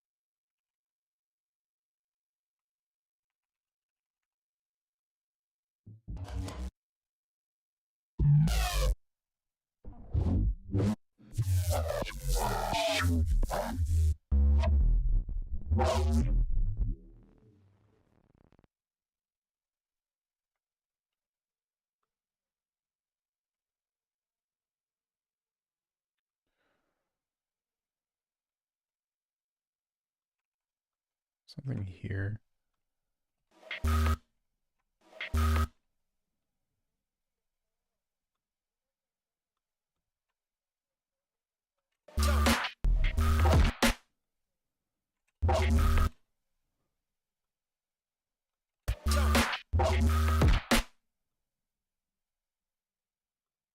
Maybe here.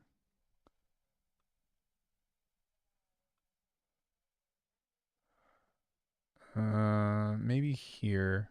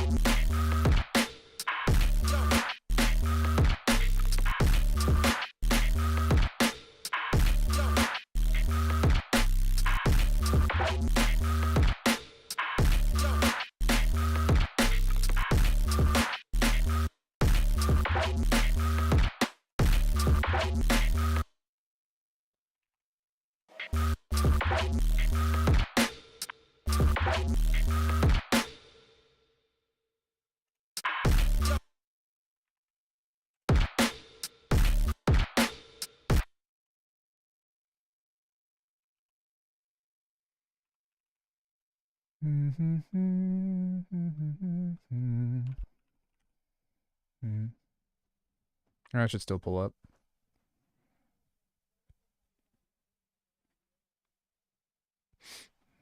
Maybe. Oh my god, dude.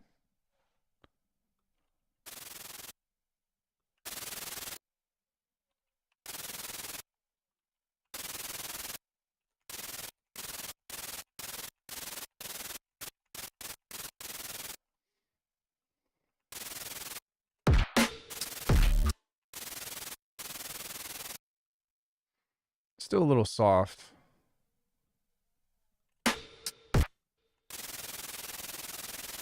I'll go back and fix it here in a sec. But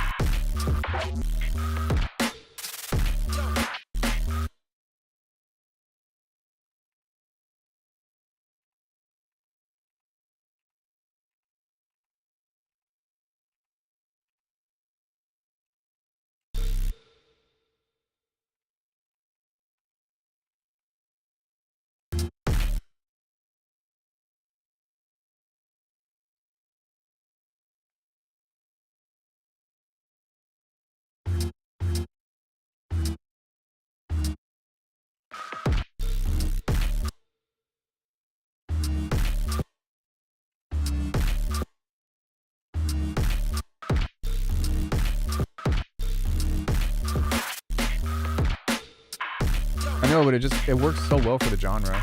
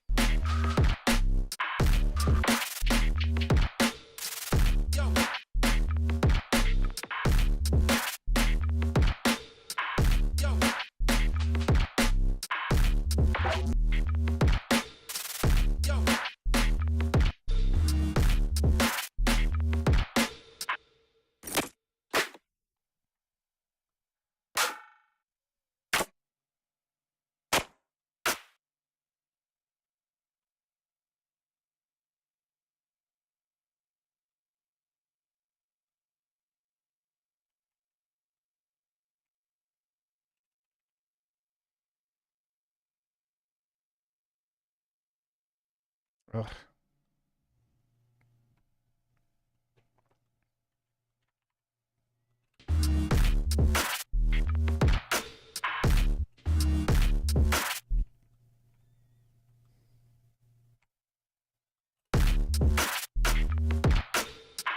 Yo, yo, yo, yo,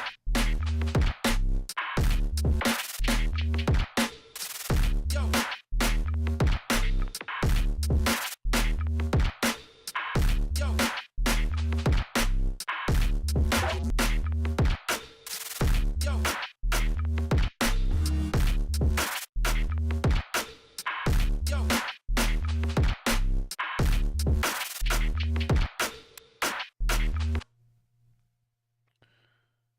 Why is this so?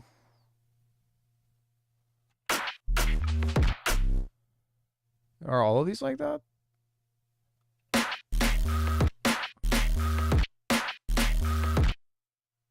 Oh, I think they are.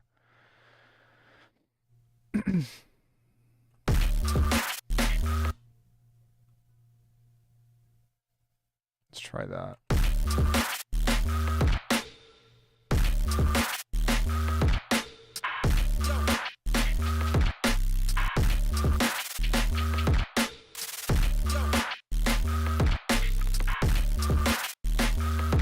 There we go.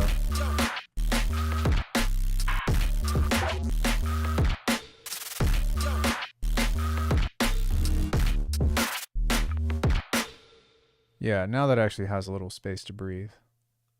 I was like, why does that sound so pushed? It's because it was. Yo, yo,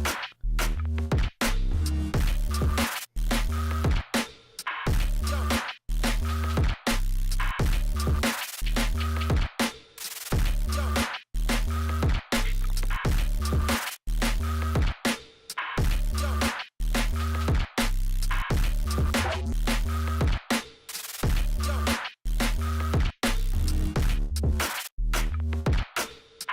Yo, yo,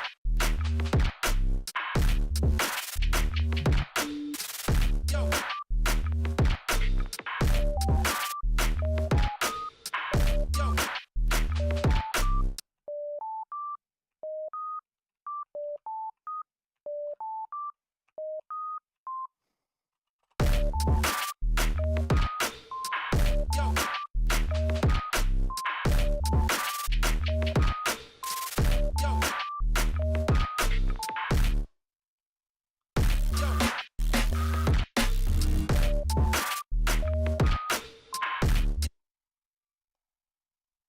Okay, we just really want that on the second half of this.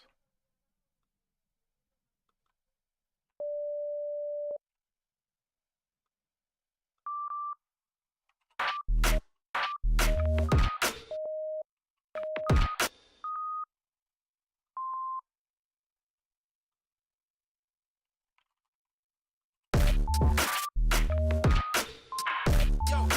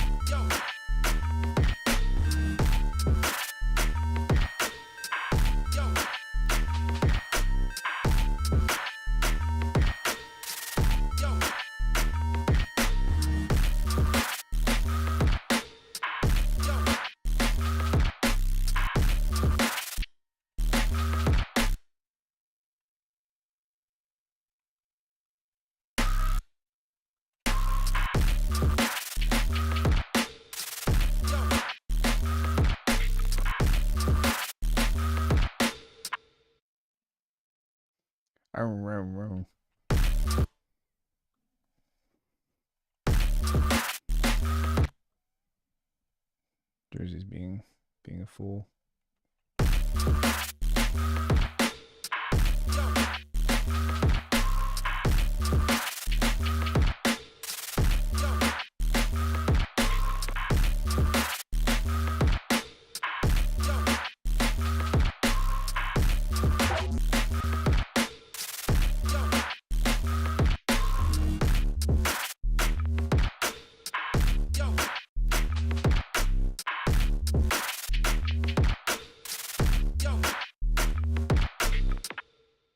Come on.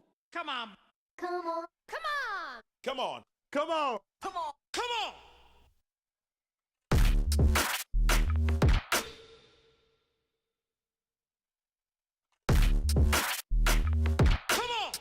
Yo.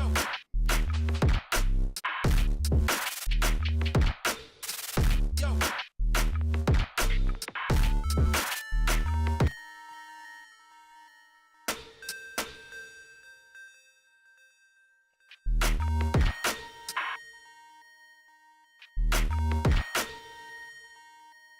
Come on.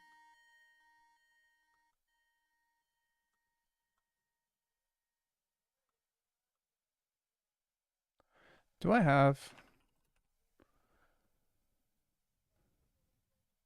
I do. I just don't know where it is. It's in Super Smash Brothers.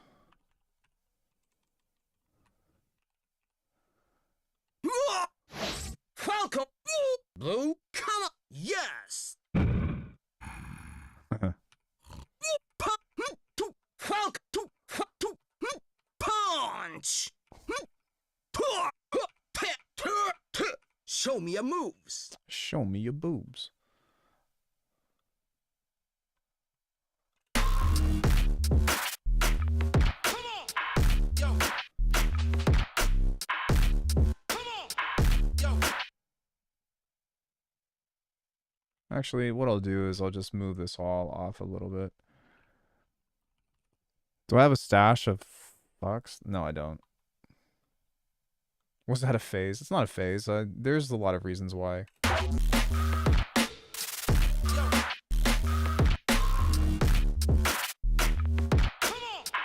Yo. Yeah, of course. Yo.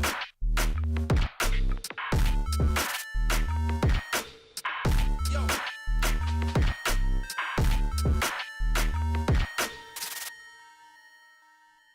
So I actually muted the wrong place. I didn't want to do that. I want to do that there.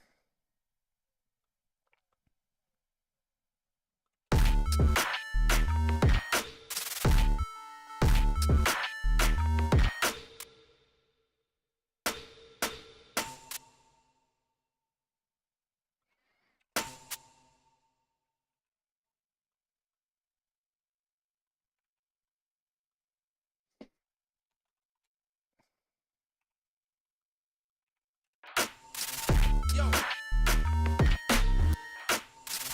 Yo. Yo.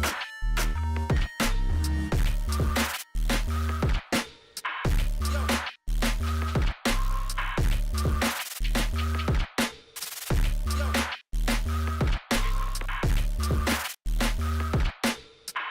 Yo. Yeah, I agree.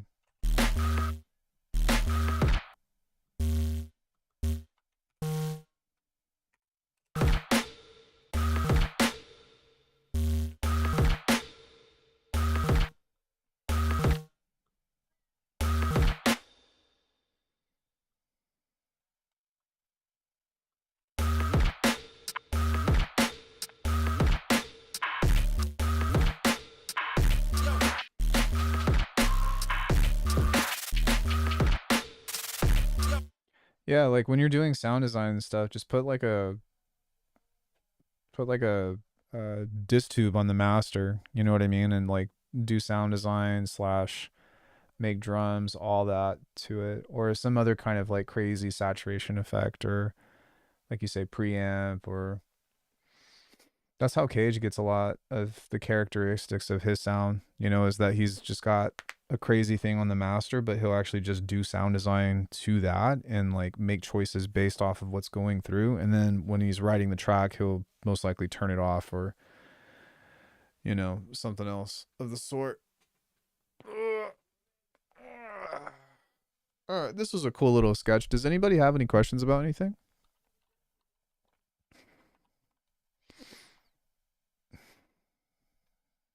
I really tried to do like as little sound design in this as possible, but um yeah, this is kind of fun. Fun little thing.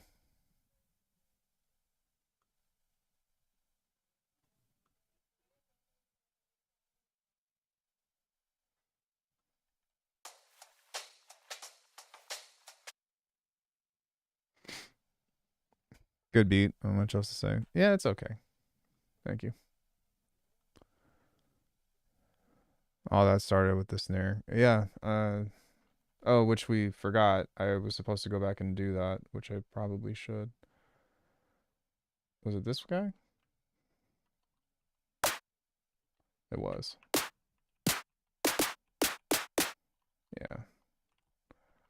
Let's go ahead and wrap that up.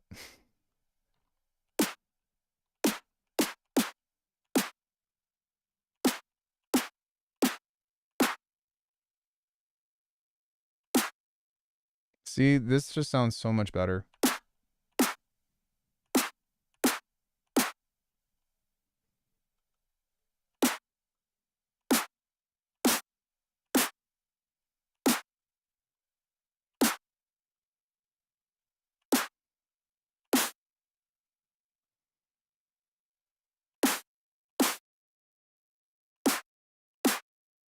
Yeah, I was wondering why I wasn't getting that snap, and it was because of this.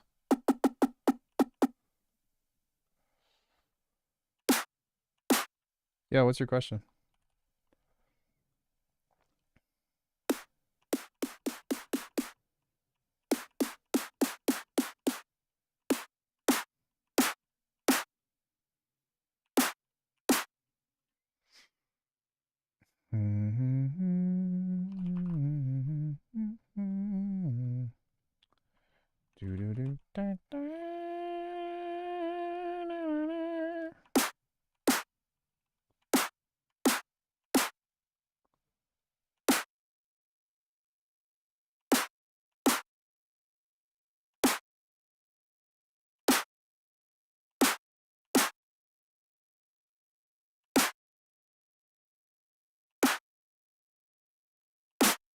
Ow.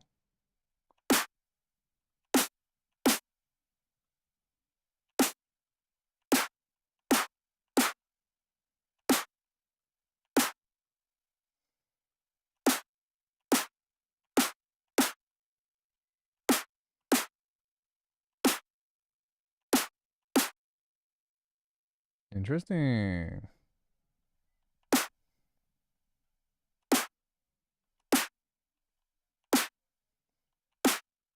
Nice.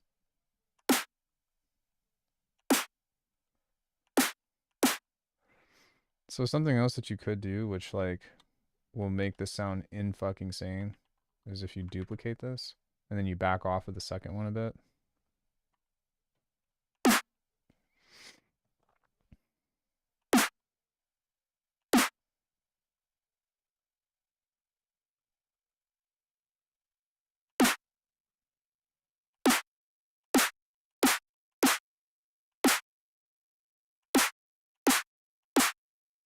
Sometimes doing it twice will really open something up. That's what I did with this snare. Did it twice. Yeah. Yeah. And that just like makes it explodey. Convolution mid-side first.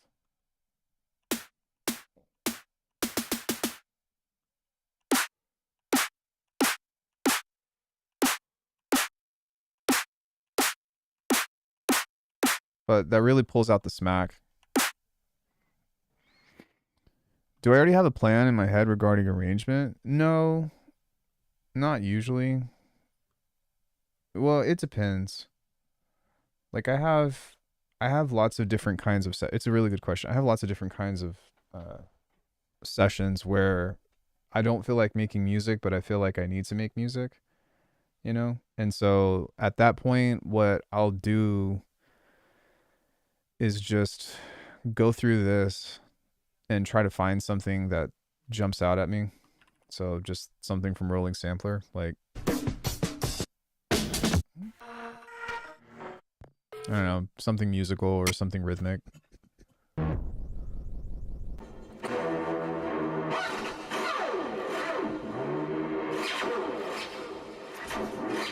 So that da da da, you know, that could be like a cool little like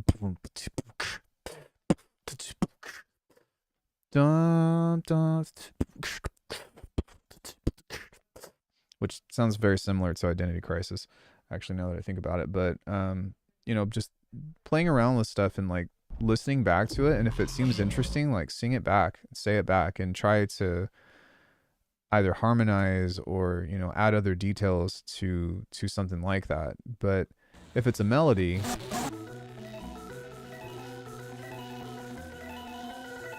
you know, maybe even something like this. I don't know, but a lot of times I'll just pull this apart and break it and try to find something from this.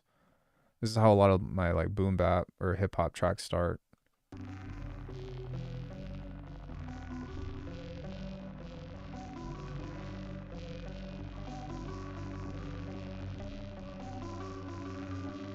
Right? There's a lot of really interesting stuff in that actually.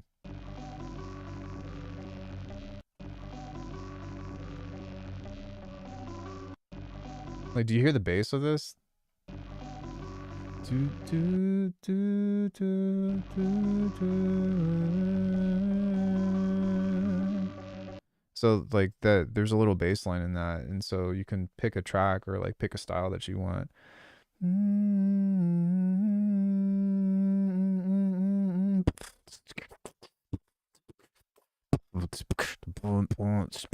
I have to like I have to put a note in the beatboxing, otherwise the microphone doesn't catch it, which is kind of funny.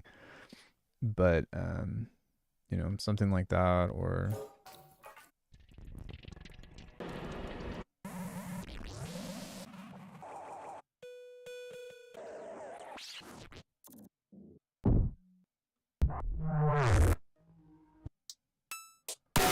oh my god, sorry.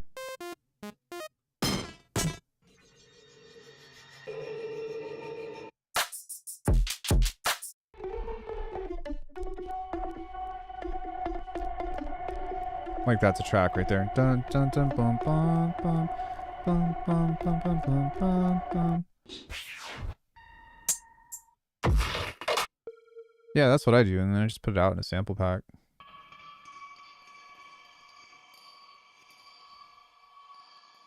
Like that's easily a loop right there. Just this.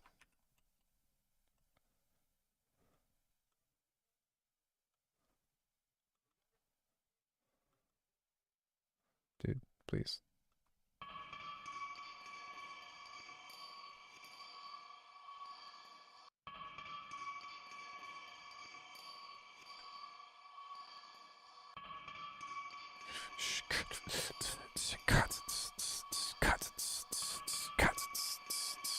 You know, with an 808, and then you're like,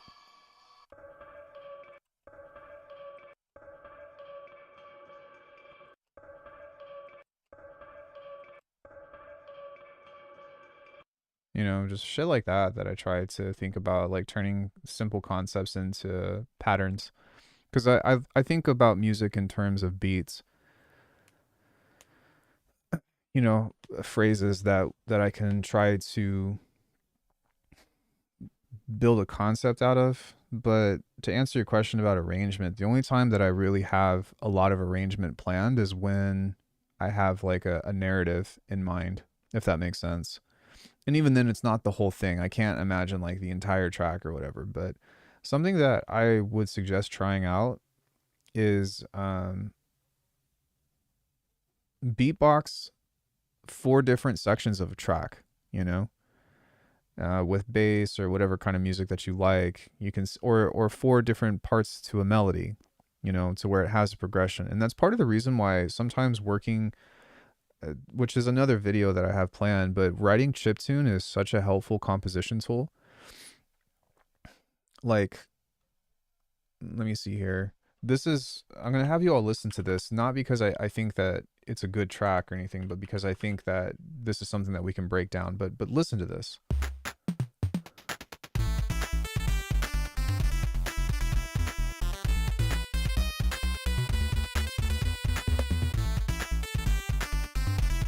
So this is the first part, right? Here's the second part.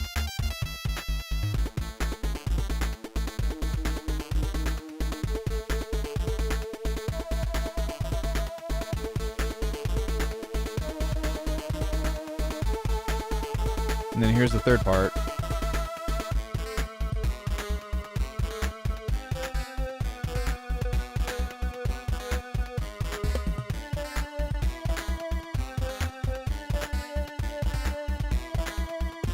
And then the fourth part.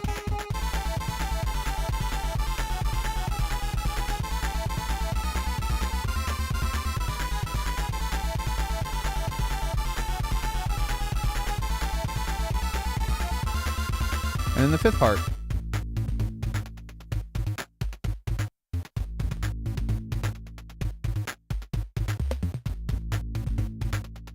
Like when you're coming up with a narrative of a composition or something, to me, obviously, this is a Castlevania type thing that I wrote way back in like 2020. I exported this in 2024, but I wrote this during COVID. I know that for sure.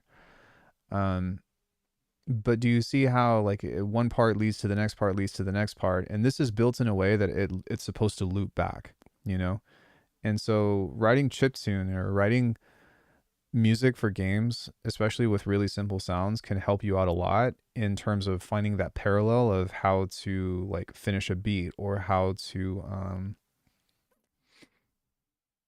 just keep going with the arrangement, I do have a lot of videos on arrangement, by the way. If anything, I suggest that you all check out the video of music production explained like you're 5, because it really shows you and really breaks down all of the elements of making electronic music, specifically electronic music, by the way. And I go through sounds, I go through structure, and I go through how to build structure. A lot of times whenever I stop building on a track, it's because I'm not happy with the main section. That's generally the dictator of like, do I want to keep working on this or do I not want to keep working on this? Because if I have a main section, I'm like, this is fucking sick. I'm usually compelled, which is the word, compelled to finish it. Whereas if it's something that I'm like, this is just not really coming together, it's kind of whatever, then I'm like, it's not really a good idea to begin with. And which is not necessarily a good thing, by the way. Sometimes the difference between something sounding badass and something sounding pretty ass or badass is only a matter of like changing up a couple of sounds or moving some stuff from left to right or replacing a snare, or you know what I mean? Just little tiny things that can change it into a good idea. But the problem that I've realized with myself is that like I look at everything through a very specific lens, and being open and like trying to work from this like these sounds or anything like that does help become more open and more flexible with what you're doing. But the key to it, and this is really important what I'm about to say, is to figure out how to balance being open through the entire process of the track and not just the beginning. Especially if you get stuck. That's like the hardest, that's like one of the final bosses of music composition to me. In terms of how I write, you know what I mean? But if you can learn to be open in the middle of writing and like just start chucking ideas and like just go with it or whatever, then you will be so fine with writing anything, But there's this dichotomy of the writing process that I think is really important, and I've talked about this on a video before. I don't remember when. I think it's a Talking Head video, but there are times where you write out of spontaneity, where you are doing what I was talking about, of just being open. And then there are times to where you are working with intention. And I think that there's a place for both. The thing is like if you write out of spontaneity and you become so open, you're going to write a lot of music, but the problem is that it might not be the music that you have intention on writing. It might not be the music that you want to end up on, you know? So for example, like if I let my imagination just go where it wants to, it usually ends up in a very specific point, which is like boom bap or something that's more chill. So if I want to make something that's really upbeat, I have to be extremely intentional with putting the time and effort into being like, no, every element needs to be something that I'm like, I like this, I like this, I like this. Otherwise, I tend to veer off. Does that make sense? So, but if you're trying to be intentional all the time, it's a really fast track to burnout. And the problem with that is that, you know, if everything is such a high effort input from being creative, I feel like sometimes it could rob you of the joy of enjoying the process and enjoying like doing what I'm doing now, right? Which is just hanging out and, you know, playing some music and showing you some sounds or like throwing some shit together and just having a good time. Whenever I wrote Hard Won Nobility, that was all of that was extremely intentional. Like that's why it was only 3 tracks and they were short tracks, but I had to put like everything I had into writing those because I was so hell bent on this needs to sound right. This needs to sound right. This needs to be lined up with this. This needs to go together. You know what I mean? Um, Whereas for the most part, the last couple of months or the last couple of weeks rather, I did some stuff that was just fucking around and I did some stuff that was really intentional. Like this, hold on one second. Stop Tweaking took me several versions to get right. Like several versions, at least 3 or 4. Crying Over Host for Bad Treason was just kind of a spontaneous thing. Beamed, Fever Dream, Funk, Left It on the Click, OOT. These are all stuff that I just wrote out of whatever. But Gunk, this was something that I was trying to create a bounce track to, and I had to slow down and like really take time in the process. And all of these, yeah, all of these were made on stream. I can't, yeah, everything here was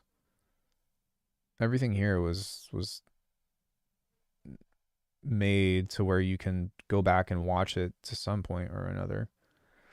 So, when did I first make Glonky? Oh, so that we made this on Halloween. I guess I was working on this for the past month, but yeah, like this is everything that I've made in the past month. And not Identity Crisis, that was in October, but everything other than this one, at least that I've exported, right?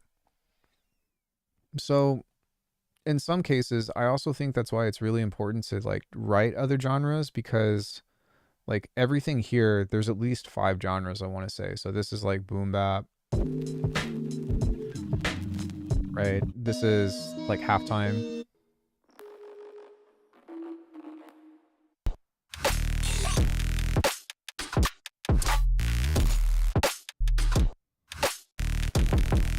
This is more of a trap tune.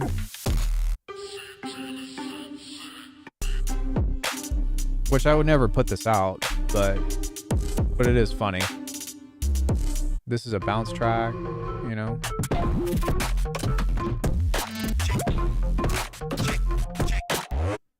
This is another boom bap. Boom bap. This is IDM.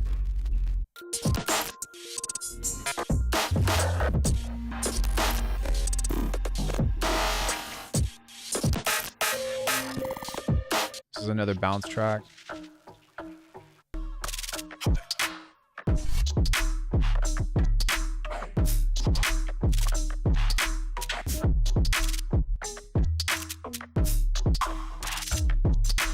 Yeah, so on one hand, I love the spontaneity, but on the other hand, I know it makes some sort of routine to finish stuff. Well, that's kind of the thing is like you don't need a routine. You need strategies to problem solve, but if you get into routine, you're probably going to find yourself writing the same thing over and over again. Like you have to remember that it's music and there has to be some variables in there that help you, you know, diversify your expression. Which I mean, I suppose like it's art, and who am I to say? You can make the same thing over and over again if that's what you want to do. But I always try to come into whatever it is that I'm doing a little bit different. And one of the biggest mistakes that I made was back in 2018. I wrote 4 tracks that I was like, dope. I know how to do this now, and like I've got the process. And what I would try to do is repeat that process. And in the end, I was like, this is just sounding like a worse version of what I've made from before. And it actually put me into a really bad beat block. There are certain things with composition that do have a process, as far as a means of um putting stuff together, or like a sound design formula that you can use as a template. But really, when it comes down into it, if you're going to try to like repeat the same steps that you did from the previous thing that you wrote that you really liked, I find that there's a very high chance that you're going to run into disappointment. That's a personal opinion, by the way, but it's because you're pretty much just trying to write the same shit. And so I really think that taking time to daydream, taking time to sing stuff out in your head, taking time to, do your beatboxing thing or come up with bass rhythms, or, like outside of the DAW to where you don't have access to touching anything that makes artificial sound, I guess I would say. You can play in that world and just play with the imagination and not really have to worry about like remembering it, because it usually comes up again anyways. But if you're cultivating a constant state of spawning ideas, but you're doing it proactively as opposed to, hoping that you hear something and then letting the spark take off, I think that it really helps you round your compositional skills out.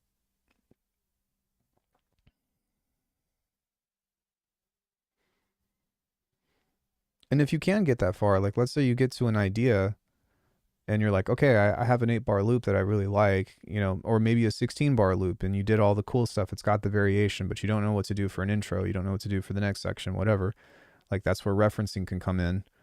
Oh, okay, here's what these guys did. Now, what can I use that's a similar thing with my elements, and try to set it up, right? Because that's what we're really doing, is we're setting up the main section in a way that is going to make sense. That's the first thing that I go for, is how do I make this make sense? Or if you need to write another part, how do I do this bridge? How do I do a couple of different versions of this and then try to find a way to make them all come together? Does that kind of make sense?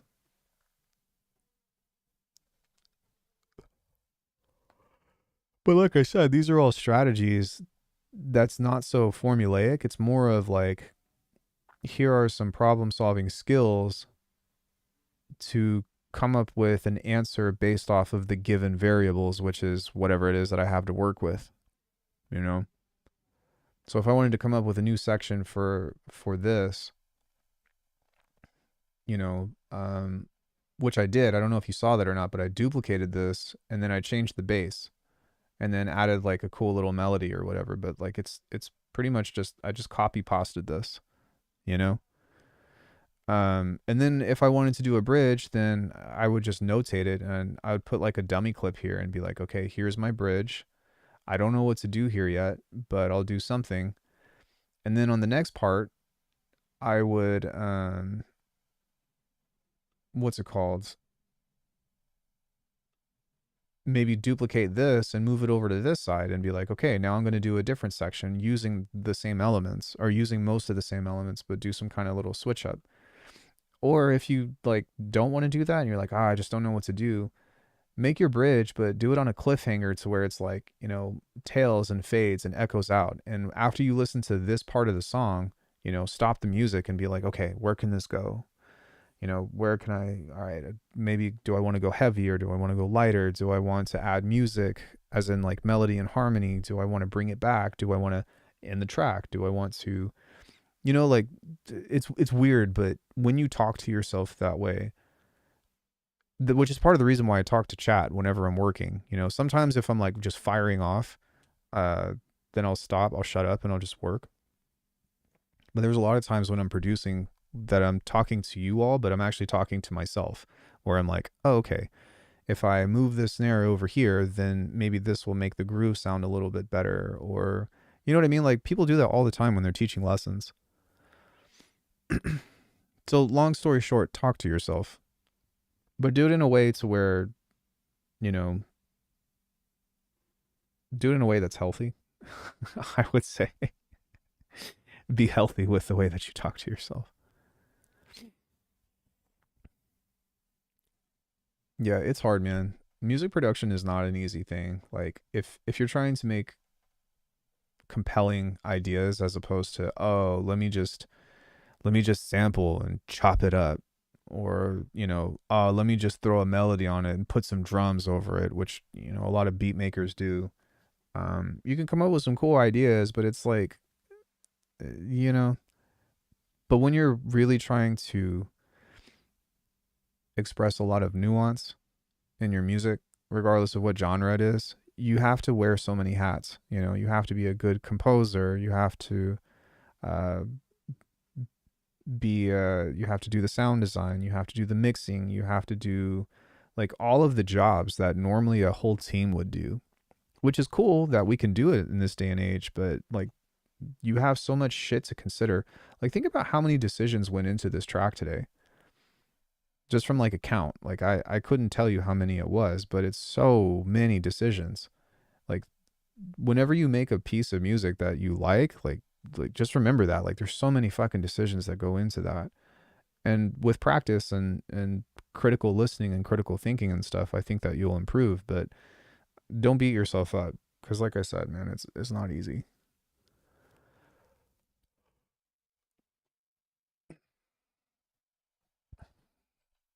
Nor is it simple usually. I don't know. If I'm teaching martial arts, JKD is easy, or it's not. It's simple but not easy. But this kind of stuff with the music production and all that, or tricking, combos, transitions, all that shit, it's really fucking complicated. So yeah, does that answer your question?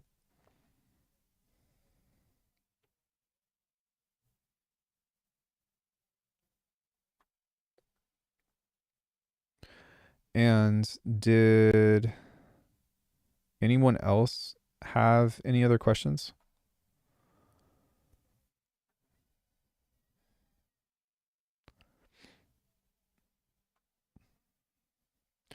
Did you have any questions?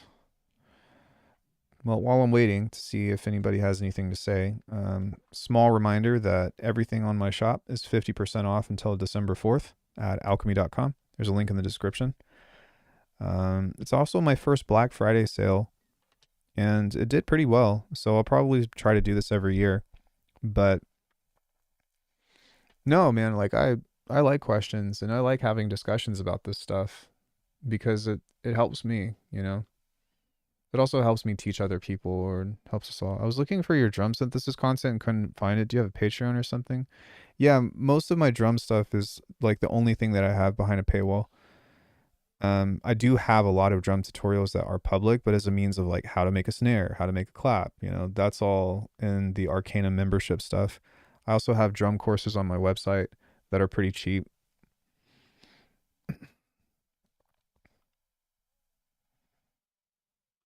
Well, they're cheap right now, but like my Bitwig drum masterclass is probably the most expensive thing that I have. I would just like to say thank you for your time and consideration. Yeah, for sure, man. Like I love this job. I love this job. I just hope that, I can keep making products and making music and stuff to keep you all interested for as hopefully forever, but um I love making music. I love this community, and I'm kind of on the same boat as everyone, is just wanting to get better. Yeah, YouTube membership or the website is what I would say. Or you can book a lesson. That's also there. But yeah, drums are like the one thing that I hold sacred behind a paywall. And the reason why is because, well, I spent so much money paying other people to figure out how to do that shit. Thousands of dollars, guys. Thousands of dollars and hours of study time to figure out how to make drums that I'm happy with. I can still think of like so many days and sessions of me trying to make drums and fucking hating what I make, and it's just like, oh my god, dude. Oh my god. And even now, I had to go back and reteach myself why my snare wasn't sounding the way that I wanted it to, and trying to figure that out, and then being like, oh, okay, that's why, and making the adjustments and all that other stuff. It really, well, it is, but it isn't. I mean, these days you can get a really good kit just from doing this. So if you go new project and you go V8 clap, you go V8 kick, which I do think that I have a video on how to make your own 808 drums. Let's just do one more, like hat. Like this is really all you need to get something that's functional, you know? So if you go like this and you go clip it,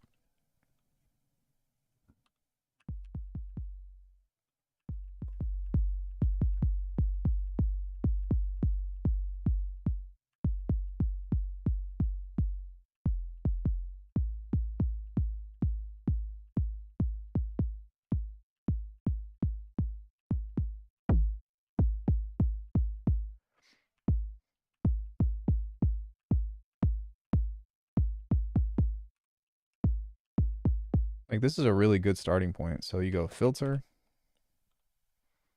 I'm going to back off of the clipping.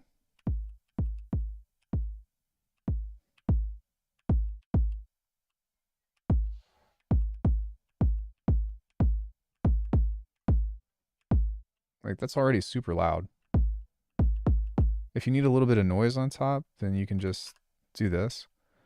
You go like ring mod.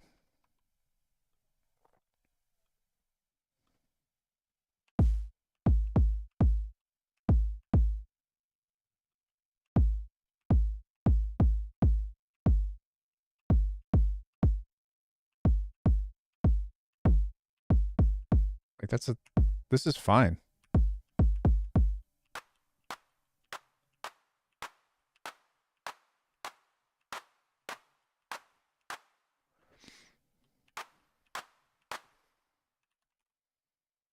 Same thing with this, right?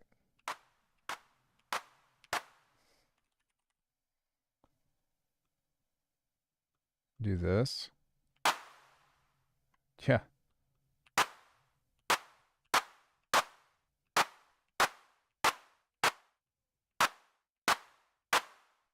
You can do another one if you like. And this one will be later. So we go time shift. Just move this off a bit. And on this one, we make this really short.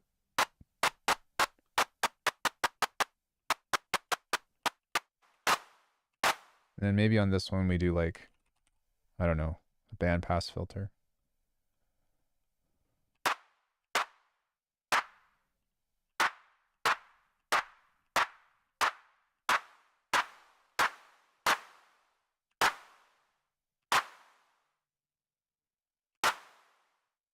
See what I mean?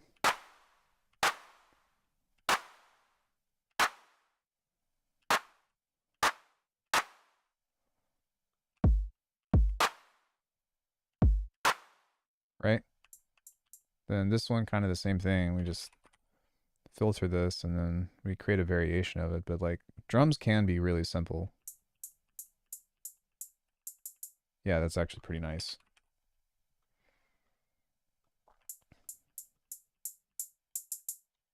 Grab all of them, group them together, clip them again.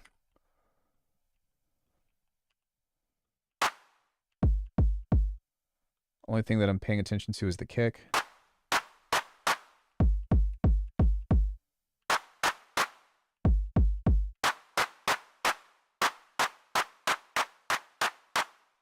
Then maybe with this we can go EQ plus. Just turn this down a bit.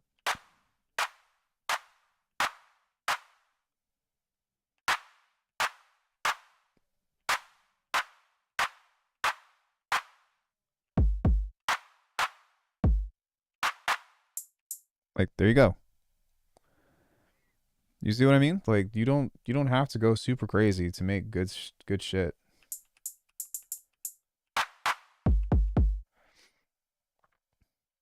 Now, if you wanted to have texture and you wanted to, do all that, then like yeah, you need to have a little bit.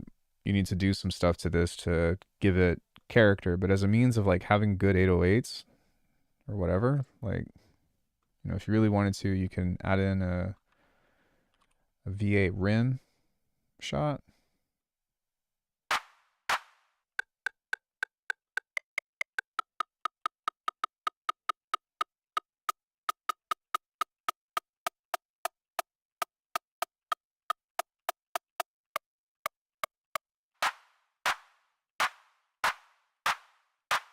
And then the last thing would be the time shift on this.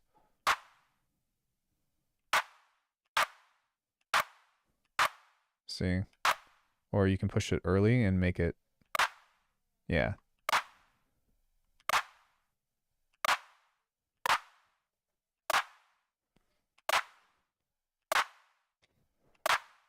And then you can EQ this out.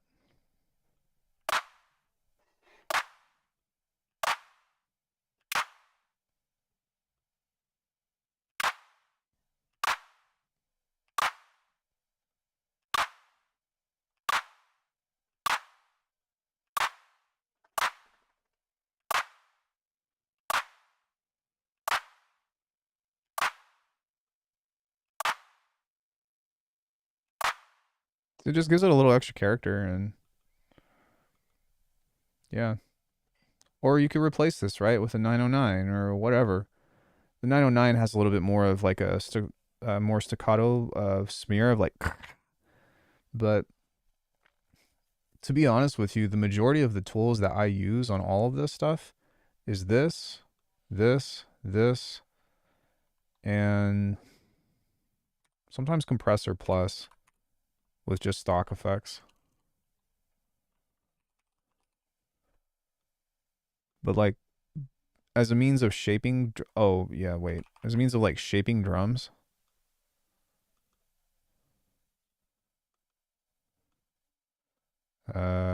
One, two, three, four, five. Pretty much between these, this is like everything that you need for making good drums. Everything else that I use is just bonus. It would be nice if there was an OTT that was natively built in and not the FX3, and then you put like compressors and stuff on those. There is an answer, but I'm not going to talk about what it is, and it's still not as good. But yeah, I mean, Bitwig has incredible tools for making drums.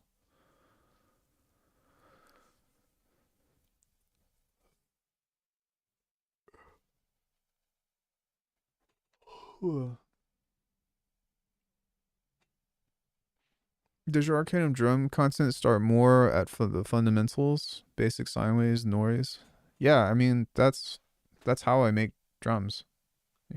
Like if you look at the snare that I made earlier today, let me just find one that I did. Well, even this one, if you deconstruct this, which this might have been on the course, I don't remember. Right? Let's just take away the mechanical layers. If you look at this stuff and you turn all the effects off,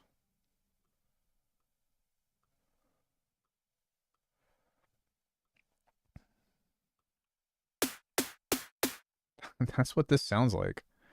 But this is just noise. This is our fundamental.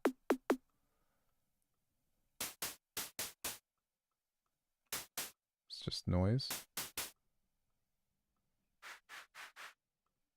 Like that's it. It's really this stuff that builds it up.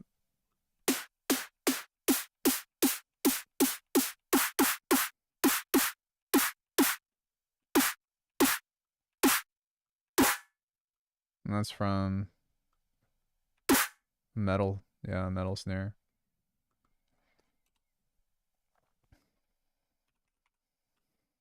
If you look at some of the kicks that I've done,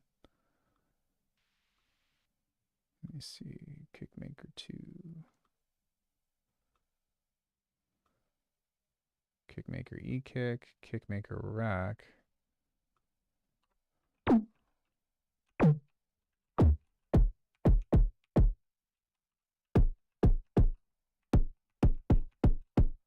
That's a bit much.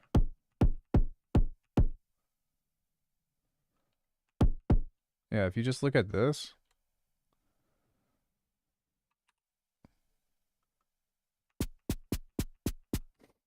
That's all this is.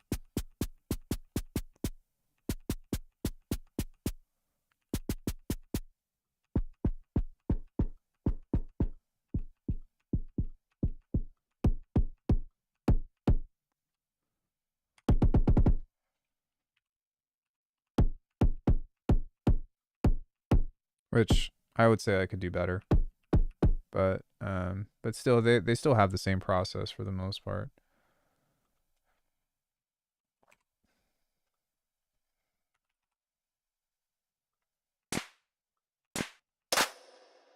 You know, something like this. This is just generic. This is just, this just has a few effects on it.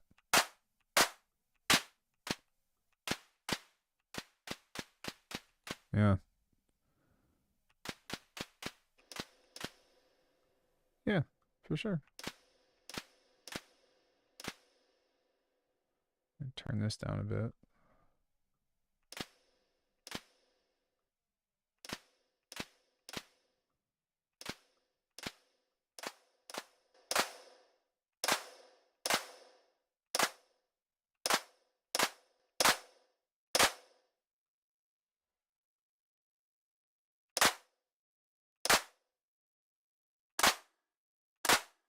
Right?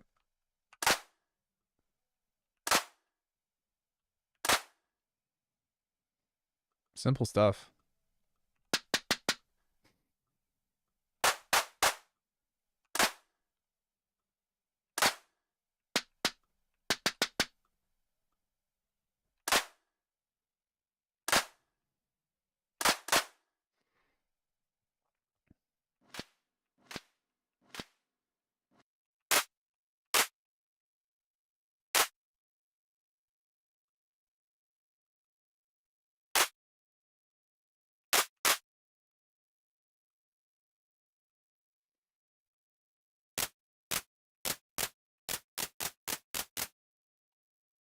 Really, like when it comes into this, the most important thing with drums are two major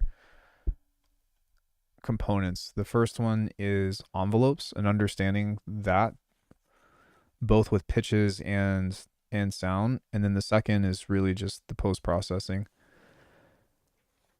But through all the stuff that I've learned and all of the drum courses that I've taken and seen all the shit that people do with whatever, you don't have to go very far to get good drums. There are a lot of things that you can do creatively that will help you create that texture to them, but as a means of having good transients and all that other stuff, yeah, I'm almost embarrassed that it took me this many years to be like distortion and filter, EQ, compression, distortion, and you know what I mean, whatever. But yeah. All right, guys. Well, I was live for about 3 hours today. I had a lot of fun, and I hope that you all did too. One last time for the people in the back, alchemy.com, 50% off until December 4th. Other than that, I really appreciate you all, and I hope that you all had fun with me as well. I'll be back on Monday.